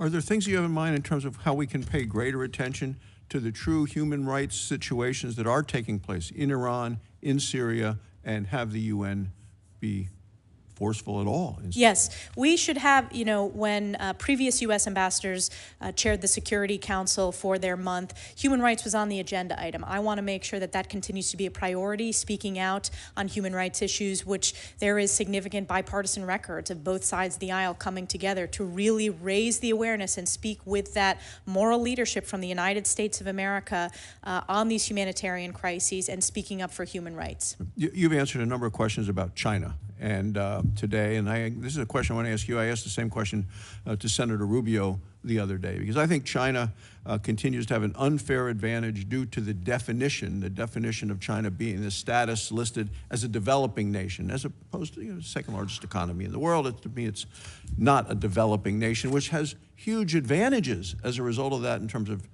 funding and ability to borrow money and others in the world stage. So do you believe that China is a, quote, developing nation, and what's your plan to ensure that China is no longer able to exploit what I believe is an inaccurate label currently at the UN? No, and they have exploited not only that inaccurate label, but they are the greatest perpetrators of intellectual property theft. They are the most significant national security challenge. I think generationally, this will be the greatest challenge that my generation faces. And I think that we have an opportunity, because if you look at the bipartisan focus and concern on ensuring that we not only meet this challenge, but that our values, we continue to strengthen our partnerships and allies around the globe, I think we have an opportunity to deliver real bipartisan results in this space. You, I think, used the words accountability, transparency. I know that's the way you acted in Congress, and what we'll do in this. The U.S. contributes, 22% of the UN total budget right now. How are you going to ensure that that financial burden at the UN are actually shared more equitably in accordance with current economic realities? Well, first of all, working directly with members of the House and the Senate, with our oversight members and specifically the appropriators, is very important. I think, as I discussed, doing an assessment of all of our funds, ensuring that we're being good stewards of U.S. taxpayer dollars, that we're looking at results-based entities within the UN system, organizations that support American interest, America first, peace through strength, and working with our national security team to do so. I want to provide this committee with full transparency about where every dollar is going within the UN system, which, frankly, this committee has not gotten before, and we deserve that as good stewards of U.S. taxpayer dollars. I believe I one time heard you say, we are the nation of the United States, not the United Nations. And how are you going to preserve and protect American sovereignty within the UN? I deeply support American sovereignty, and I know that I'm going there to be, if confirmed, the ambassador of the United States to the United Nations and not the other way around, and I will always stand up for American values. Thank you. Congratulations. Thank you, Mr. Chairman. Thank you, Senator Barrasso. Senator Lee, thank you for joining us. The floor is yours. Thank you very much. Good to be back on the committee. Representative Stefanik, congratulations on your nomination. To start off with, I'll say that I've made no secret about the fact that I've got a healthy degree of skepticism about the United Nations. In fact, I've introduced a bill to defund it. But I believe you're properly equipped and prepared to handle the challenges within the United Nations between now and whenever we might have the wisdom to defund it, should that occur. And look forward to working with you on that and on your efforts to reform it from within during your time, should you be confirmed. Now, the United States is one out of 193 member states belonging to the United Nations. In this setting, the U.S. will obviously need to engage with allies and bring about any needful proper reforms within the UN. Who do you consider our best allies within the UN system? The Brits are a very important ally in the Security Council. Israel is a key ally. I think we need to continue to make inroads with developing countries within South America and Africa. It is important to build on the success. China has had a significant effort to try to peel off those votes in the General Assembly. So I think we need to approach it that every country has one vote. And I know that as a House member, no matter what your district is, you have one vote. We need to build up and build our coalitions. Japan is obviously a key ally. Australia is a key ally. But on the P5, the Brits, we share so many values and are incredibly important. French are also an important ally as well. And then Israel. Israel is a huge priority for me, and making sure that the rest of the world knows that the U.S. stands strongly with Israel. And how would you describe the attitude of the United Nations as a whole toward Israel? I would say it's anti-Semitic. Anti-Semitic. My thoughts exactly. And that is a problem, given the U.S. relationship with Israel. It's a problem that the United Nations takes such a hostile approach. It's also concerning that within the United Nations Security Council, we have people who, let's just say, don't share our interests, who have veto power. How does that limit our ability to affect significant change within the United Nations? It's a significant challenge. It's a challenge that the ambassador, and if confirmed, we will face every day with China and Russia's veto on the P5. And it's a challenge that we're going to need to continue addressing. It is important to speak out and stand up for American values and be a voice representing the United States of America at the Security Council, but it's a challenge. The International Criminal Court maintains a liaison office at the UN headquarters in New York. And as you're aware, the U.S. granted the UN what it refers to as an inviolable headquarters district in 1947. The UN and the ICC also maintain a negotiated relationship agreement that obligates them to cooperate and exchange information. But of course, as you know, the U.S. is not a party to the ICC, and with very good reason. I hope we never ratify that. In light of this, what are your thoughts on the cooperative relationship between the UN and the ICC? And would you support a negotiation of the United Nations headquarters agreement to clarify that the UN shouldn't be housing other international organizations to which the U.S. is not a party, particularly those organizations that take positions hostile to the interests of the United States? Well, thank you for the question, Senator. I have a significant record pushing back on the ICC.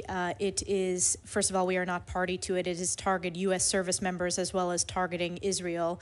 And we just passed on the House side important legislation pushing back on the ICC's disgraceful anti-Semitism. I want to take a look at what you just proposed. I am open to assessing that, and I want to work with our oversight members to do so. I do think it's important to make sure that no U.S. taxpayer dollars, that there is any connection to that, because it is counter to our values. Right. And therein lies one of the problems. We are the largest donor nation to the United Nations. We also are in a situation in which most of the money that we contribute is voluntary, not mandatory. Nobody else comes close to what we dole out, and yet many of our interests are contravened by things that the UN does or has been doing, has been inclined to do. And that creates a problem. The problem is compounded further by virtue of how a lot of this money makes its way to the UN. We put something in the neighborhood of about $20 billion a year in there. And so, yeah, we can say we don't want our money going to X, Y, or Z, but it all gets put into a large sort of balloon. And what we might take out here, they might use somewhere else, and so we're still funding a lot of things that are hostile to our interests. So would you support tailored funding cuts? And if so, how would you bring about those cuts to make sure that it doesn't just come out in the wash somewhere else? Yes, I would support tailored cuts. I want to work with our appropriators specifically on how we can be most effective and judicious in making those cuts. But it goes back to one of my main goals, if confirmed to this position, is being good stewards of U.S. taxpayer dollars and representing American values. Great. Thank you very much. See, my time's expired. Thank you, Senator Lee. Thank you for your view on the ICC. There's a lot of us share the same view. Any court that wants to be a court has to know right from wrong. And for the ICC to proclaim some kind of moral equivalency between Israel and Hamas is ridiculous. They can't have any kind of standing in a judiciary or legal system with that kind of a view. So thank you for your view in that regard. Senator Schatz. Thank you, Chairman. Ms. Stefanik, nice to see you again. Thanks for taking the time. Speaking of every country having a vote, we had a pretty constructive conversation about the Pacific Island nations with which we've, I think, made some progress in terms of engagement, but it's kind of a mixed bag because of the PRC influence. And I'd just like to hear you say in public what we discussed in private, which is that it is important that we remain engaged in all these little nations, which are sovereigns and all do have a vote at the UN for strategic purposes. When we talk about the Asia-Pacific region, we tend to talk about South Asia, East Asia, very little about the countries that occupy the Pacific Ocean, and I'm wondering if you can talk about that. Yes, absolutely. And considering the importance of the region, all regions are important, but the threat of a rising China in the region, it's increasingly critical that the U.S. continue to strengthen our partnerships, our diplomatic outreach to all countries, big and small, within Indo-PACOM, and it is a commitment to do so within the Pacific Islands that you and I discussed. And it's deeply tied to your state's national security. Sure is. As you know. You know, there are kind of two theories of the case around how to use the UN to counter PRC influence. And I think you and I are on the same page as it relates to what to do next.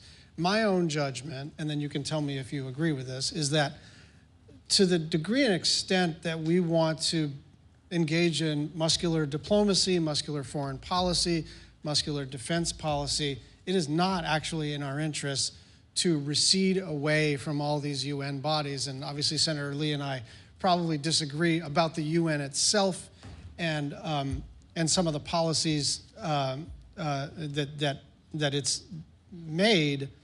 But I think that we would be cutting off our nose to spite our face if we just go away from these international convenings. And so, because China is not going away, they are trying to run the meetings. And to the extent that we withdraw, I know WHO is a done deal. I know Paris is a done deal. Fair enough. Elections and consequences and all of that. But I am worried that we're going to just get out of the room and then relegate ourselves to observer status and then wonder why we're losing the battle in the room. And I just want to know if you are committed to staying in those rooms, to fighting for American priorities and values, rather than sort of taking your marbles and going home. I think it's very important that we stay in those rooms, particularly the technical organizations like telecommunications, intellectual property, civil aviation. There was a discussion earlier about artificial intelligence. We need to lead with our standards and our values, and frankly, the world is looking for us to lead, and that's an important tool in our national security toolkit, and I look forward to working with Secretary Rubio and his strong record of being a strong voice in the U.S. Senate now that he's confirmed as Secretary of State. So certainly there will be policy disagreements. I support the president's decision, but we need to push back in the short term and long term against the CCP's inroads, and we need to do so with people as well, both at the lowest level, the starting entry levels within the UN system, but also the senior level and heads of these sub-UN agencies. Thank you for that. I know Senator Coons may have covered this a little bit. I understand there's a 90-day pause on all aid. And again, elections and consequences, like every president comes in and pauses all pending regulations and all the rest of it. But some of this is going to have material consequences like pretty quickly, and we don't have 90 days when it comes to our military partnerships. People don't have 90 days when it comes to humanitarian assistance. And I'm just wondering how we navigate through the absolute prerogative that a president has to set their own policy course versus 90 days could be too long for some communities and countries. Thank you for the question. I support the President's executive action. I think it's important that we be strong voices for the American taxpayer and ensure that all of our investments go to specific results, strengthening our national security, making America strong, safe, and prosperous, and bringing peace through strength. If confirmed, I will work within the National Security Council and with the President and Secretary of State to ensure that we have the strong tools that we need within the United Nations to work with Secretary Rubio on our broader national security strategy that the President has laid out for the American people. Yeah, I guess what I'm trying to figure out is, can we agree that 90 days may be too long, and that if confirmed, you're going to try to figure out where to turn the spigot back on? Because right now, this is a blanket freeze, and I presume some of the things that are frozen are going to get unfrozen. It'd be better if we could unfreeze some of these things in 20 days rather than 90, because there are real geopolitical consequences to freezing all aid for 3 months. Thank you, Senator Schatz. I do support the President's executive order. We will work on the National Security Council to make sure that all the tools that are needed to protect our national security, and the diplomatic piece is an important part of that when it comes to the UN. I have confidence that the President's going to make sure that we have the tools we need to protect our national security. I liked your answer to the previous question better, but thank you very much. Senator Schatz, you raise a good point. When you do a blanket executive order like that, sometimes the law of unintended consequences takes over. Having said that, every one of these executive orders can be amended, and we have a history of amending them, both sides, over years. So I'm not as concerned about that, but it is a valid and legitimate point. Thank you so much. Senator Cruz, you're up. Thank you, Mr. Chairman. Congresswoman, congratulations on your nomination. You're going to be terrific. I want to go back to a topic you discussed with Senator Corin. I want to focus on Iran's push to build a nuclear arsenal, which poses, I think, the most immediate and acute threat to American national security. When the Ayatollah chants death to America, he means it. And I believe he would absolutely detonate a nuclear weapon over an American city if he could. The Trump administration got Iran's nuclear program in a box and kept it there. President Trump withdrew from the catastrophic Obama-Iran nuclear deal in 2018. He imposed maximum pressure in 2019. He invoked the UN snapback mechanism in the UN Security Council, Resolution 2231, to reimpose international sanctions in 2020. For that entire time, Iran was deterred from making significant advances on their nuclear program. They did not even enrich uranium above 5% or cascade advanced centrifuges. Starting in November 2020, the Iranian regime gambled that it could start rushing to a nuclear arsenal, and the incoming Biden administration would let them. Unfortunately, that proved correct. In November, the regime approved a new law calling for major nuclear advances. In January, they started enriching at 20% at Fordow, the underground enrichment bunker built into a mountain that the Obama-Iran nuclear deal left open. The incoming Biden administration responded with appeasement. In February, immediately after being inaugurated, they rushed to the UN to rescind President Trump's snapback, again allowing international sanctions to expire. For the next 4 years, the administration continually dismantled pressure on the regime and refused to impose sanctions. We know the result. Today, the Ayatollah has achieved a nuclear breakout time of 0. We now face the very real possibility of an Iranian nuclear arsenal. I do not believe that this is a threat the U.S. can tolerate, and I'm confident that both the President and Secretary of State Rubio agree. I asked Secretary of State Rubio whether he intends to go to the United Nations and again trigger the snapback mechanism as a part of his written testimony to this committee. Here was Secretary Rubio's response, quote, "I believe it is in our national security interest for the UN Security Council to snap back the sanctions that were suspended under the JCPOA. I will execute the President's guidance and work with our allies to ensure that snapback takes place. First, do you agree with Secretary Rubio's assessment that it is in the national security interest of the United States to snap back those sanctions? Yes. Talk about how you would execute a strategy to do so, either unilaterally or working with allies.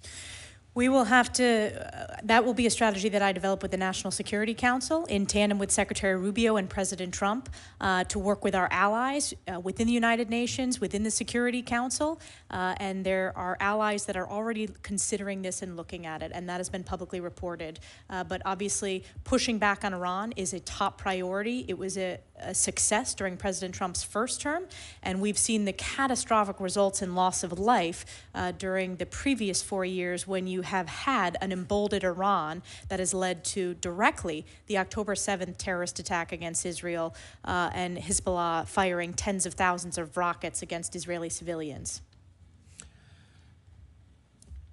Let's move to another topic. You and I talked about the deep rot in the United Nations when it comes to supporting terrorism against America and our allies, especially Israel. As you discussed with Senator McCormack, UNRWA has for decades provided material support for Hamas and other terrorist groups in Gaza. The World Health Organization has also been deeply complicit in the use of hospitals by Hamas for terrorist activities, including for the holding of hostages. The complicity of these organizations deepened after October 7th. The Biden administration embraced UNRWA and the World Health Organization. Congress prohibited the Biden administration from funding UNRWA, but the administration officials circumvented that prohibition by using UNRWA infrastructure. Yesterday, the president rightly and immediately withdrew our participation from them. I think that was a critical first step, but the next step is to enable American citizens to hold these organizations accountable. We currently have a very odd legal environment where these organizations enjoy more sovereign immunity than states, and thus are shielded from accountability. Last Congress, I introduced the Liable Act and was joined by 4 current members of this committee, including, as well as, Secretary of State Rubio. The bill will allow American victims of terrorism and their family to sue international organizations that support terrorism against this. I will soon reintroduce it in this Congress. What is your understanding of the role these organizations have played in facilitating terrorism against Americans, Israelis, and our allies? Well, UNRWA, there were individuals in UNRWA who participated, who executed and committed terrorist acts against Israel on October 7th. Sinwar, the leader of Hamas, carried an UNRWA passport. You had a Hamas data center under UNRWA headquarters. So the rot is deep. Congress made the right decision. I was proud to be one of the leaders when it came to defunding UNRWA. And I am committed to holding them accountable and working with the U.S. Senate and the U.S. House and the President if that legislation passes. Terrific. Thank you. Thank you, Senator Cruz. Senator Duckworth. Thank you, Mr. Chairman. Congresswoman Stefanik, it's good to see you again. When we met last week, we talked about your strategy for jumping in and getting up to speed among the many career diplomats at the United Nations. What can you say here today about how you will tackle that problem set of facing people who've been there for a long time and who may have long established relationships and experience at the UN headquarters? I think it's very important to build on their significant experience. Right now, there's the transition happening. If confirmed, I hope to dig in and gain their expertise, particularly the regional expertise that many of the officials within the State Department serving at the US-UN mission. It's very important, particularly in the technical aspects and some of the technical organizations and some of the regional challenges within the UN system. Typically, the deputy permanent rep is a career, although presidentially appointed, and I will support the president's nominee, but our hope is that that will bring career expertise from within the State Department and an understanding of the UN system. Will you commit to proactively engaging the rotating members of the Security Council and investing time, particularly in relationships throughout those who represent the Global South? Yes, that is very important. It was an issue that you and I discussed, Senator, and was actually asked in previous parts of this hearing. It's incredibly important. If you look at China's inroads in the Global South, it's one of the greatest challenges that we face when you look at the UN voting habits of various countries. So we need to build upon our regional organizations and push back on Chinese influence in that region, and that starts with engagement. Thank you. Shifting gears to Southeast Asia. The crisis in Myanmar feels like it is only escalating as the years pass since the Tatmadaw took control in 2021. Millions of people are internally displaced, and there are hundreds of thousands of Corin displaced in Thailand and nearly 1 million Rohingya displaced into Bangladesh. Although we've had UN Security Council Resolution 2669 since 2022, ASEAN's 5 points consensus since 2021, and increasing sanctions targeting the military junta, there is no sign to an end in sight for this crisis. It's also created a ripe environment for criminal activity, with cyber scam centers engaging in human trafficking and enriching themselves by targeting people with fraud. This has a major economic impact, including on people here in the United States who find themselves targeted. If confirmed as UN ambassador, what ideas would you have to get after some of the challenges that make up this really complex case? I'm not asking you to single-handedly solve the conflict, but can you touch on how you would work with regional bodies like ASEAN, especially under the Malaysian chairmanship year, or Thailand, our longest treaty ally of the United States, or the Philippines, where we have a security alliance, UN sub-agencies or other entities to break through the stalemate we, the world, find ourselves in when it comes to Myanmar? Yes, thank you so much for the question. This needs to be among the top priorities when it comes to standing up with human rights, and I'm grateful for the Congress and the Senate for having such a bipartisan record when it comes to standing up for human rights. I hope to return that to a top priority when the U.S. has the opportunity to chair the Security Council, and I think building on these regional organizations like ASEAN is very important. I myself led a delegation with House Armed Services Committee colleagues, House Intelligence colleagues. We went to Thailand. We have gone to other ASEAN countries on that visit and working with them within the region, because it's so important to the security in the region and the values that we strongly support in the region. You point out Thailand as our longest ally, oldest ally in the region. That's a very important relationship, and you have my commitment to continue to build on that. And I also think, ASEAN in this particular human rights challenge that you pointed out, but I think we ought to build on these international organizations like AUKUS, the Quad writ large within the UN, because I think that helps continue to expand our ability to deliver diplomatic results. Thank you. I very much look forward to working with you in your new position. Congratulations. Thank you, Senator Duckworth. Thank you. Back, Chairman. Thank you, Senator Duckworth. Senator Shaheen. Well, thank you, Mr. Chairman. I had a couple more follow-up questions. Let me also, though, first recognize Congressman Joe Wilson, who I'm sure is here in support of Congresswoman Stefanik. So nice to have representation from the House Foreign Affairs Committee. Thank you. Congresswoman, the UN Security Council recently renewed the mandate for EUFOR Althea in Bosnia and Herzegovina through November 2025. It's been a constant challenge, and I worry that the UN-backed peacekeeping mission is needed now more than ever, perhaps in greater force because of the Republic of Srpska leader Milorad Dodik, who is sanctioned by the U.S., and he continues his secessionist threats. So if confirmed, will you commit to building consensus for maintaining that peacekeeping mission in the long term? Yes. Thank you. Another area that I'm concerned about is the work of the International Organization on Migration and the UN Refugee Agency, which is supporting thousands of displaced from the Russian-occupied territory. We know we have about 7 million Ukrainian refugees globally, 3.6 million internally displaced in Ukraine. Moldova, which is sandwiched between Ukraine and has significant Russian influence, hosts refugees that are equivalent to 5% of its population. It's dependent on UN humanitarian support especially. So if confirmed, will you continue to support these critical humanitarian operations in Ukraine and Moldova? I think it is important that we take a look at all of our UN entities and all of our UN agencies to make sure that they deliver results and represent our values. And I want to work with the National Security Council and Secretary Rubio to do an assessment, make sure that it's results focused, and get back to you once we do that. But I want to work with Marco on that. Good. Well, that's fair. And I think it's in our interest to help ensure that those countries who are impacted by the fallout from the conflict have the support to be able to withstand Russian influence so that they don't also fall as the result of conflict. And let me also register my support for the UNIFIL mission. Again, I think it's one that we need to examine and see how we ensure that they continue to be a strong bulwark against Hezbollah and what's happening in Lebanon. But we need to ensure that there is somebody there to address the peacekeeping that needs to continue now as the result of Lebanon has actually made some real progress in getting a president in place and a prime minister who are outside of the influence of Hezbollah. I think anything we can do to ensure that continues is really important. With that said, I also want to go back to Syria because you talked a little bit about your the concern about HTS and what they will continue to do in Syria has come up in the questioning.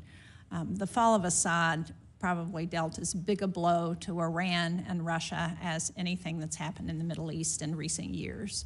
And I think it's important for us to think about how we fill that vacuum, because if we don't, or if those people who support freedom, support the opportunity for self-determination for the Syrian people, then we know that Iran and Russia and other players will come back in to the region. So can you talk a little bit about how you think we can ensure that humanitarian aid continues to get through into Syria and that the UN can engage to ensure that we don't have our adversaries filling that vacuum? I'm deeply concerned about our adversaries filling that vacuum. I also think that it's important that we continue to ensure that there is not another reign, frankly, of terror against the Syrian people. It's a very complex, there are open questions, and I want to work with Secretary Rubio and President Trump to ensure we have a real verification process. Go back to Reagan, trust but verify. I think that's really, really important before I make any commitments here today. And certainly I'm not going to get ahead of the president. There is no question that Assad's fall is a major blow to Iran, and it is an opportunity in the region for a people that have been human rights abuse, have been slaughtered by the Assad regime, the use of chemical weapons, and that's over the course while I've been in Congress as we've pushed back, and I credit President Trump for his effective military response to when Assad used chemical weapons. So I think I will commit to this committee that I'm going to work with the National Security Council, but will support the president's approach in a very unique and this moment in time where there's real opportunity, but we want to make sure that there's not terror. I appreciate that, and I look forward to working with you. And again, I think time is of the essence here, and we don't have a lot of time to look at what the options are before our adversaries move in. Thank you. Thank you. Good point, Senator Shaheen. Anything else for the good of the order? One very brief follow-up, Senator. Just wanted to ask you, what do you see as your most important lever or levers within the United Nations, should you be confirmed as our ambassador to the UN? What are your most important levers to wield authority to bring about reform? I think our vote on the Security Council and the fact that we are the biggest funder, we need to stand up for our values, American values at the United Nations. And I said earlier in my testimony, if confirmed, I will represent the United States. That is the responsibility, and that is what I'm hoping to do. But it's the UN Security Council vote, as well as our funding and the transparency and accountability that should come along with our funding. Great. Thank you so much. Thank you, Chairman. Senator Duckworth, you had a follow-up. Yes, thank you. Just one question, Congressman Stefanik. It's really about the rights of persons with disabilities and people with disabilities around the world. I think the United States is in a very unique position to lead, and I think this is a place where you can work with other nations at the United Nations when it comes to issues that persons with disabilities face around the world, discrimination and the like. We still are dealing with unexploded ordinances from the Vietnam War in places like Laos and Vietnam and Cambodia. Have you thought a little bit about what work you would do when it comes for the issue of persons with disabilities in your role as our UN ambassador? Absolutely, Senator, and I thank you for your leadership on this issue, working with so many senators across the aisle. I think it's a a very important way that America can lead when it comes to human rights and human dignity, and I hope to bring that leadership, and I know that Secretary Rubio, during his testimony, committed to that as well from the State Department approach, so I hope to be a strong partner in doing so. Thank you. I yield back, Mr. Chairman. Thank you very much. At this point, I am going to order the letters of support and matters related thereto regarding Congressman Stefanik into the record. They will be placed in the record. I'm going to leave the record open until 5 p.m. tomorrow evening in case there are questions for the record from members of the committee. So with that, our thanks to you. Thank you for spending the time with us here today. And unless there's anything else for the good of the order, committee is adjourned.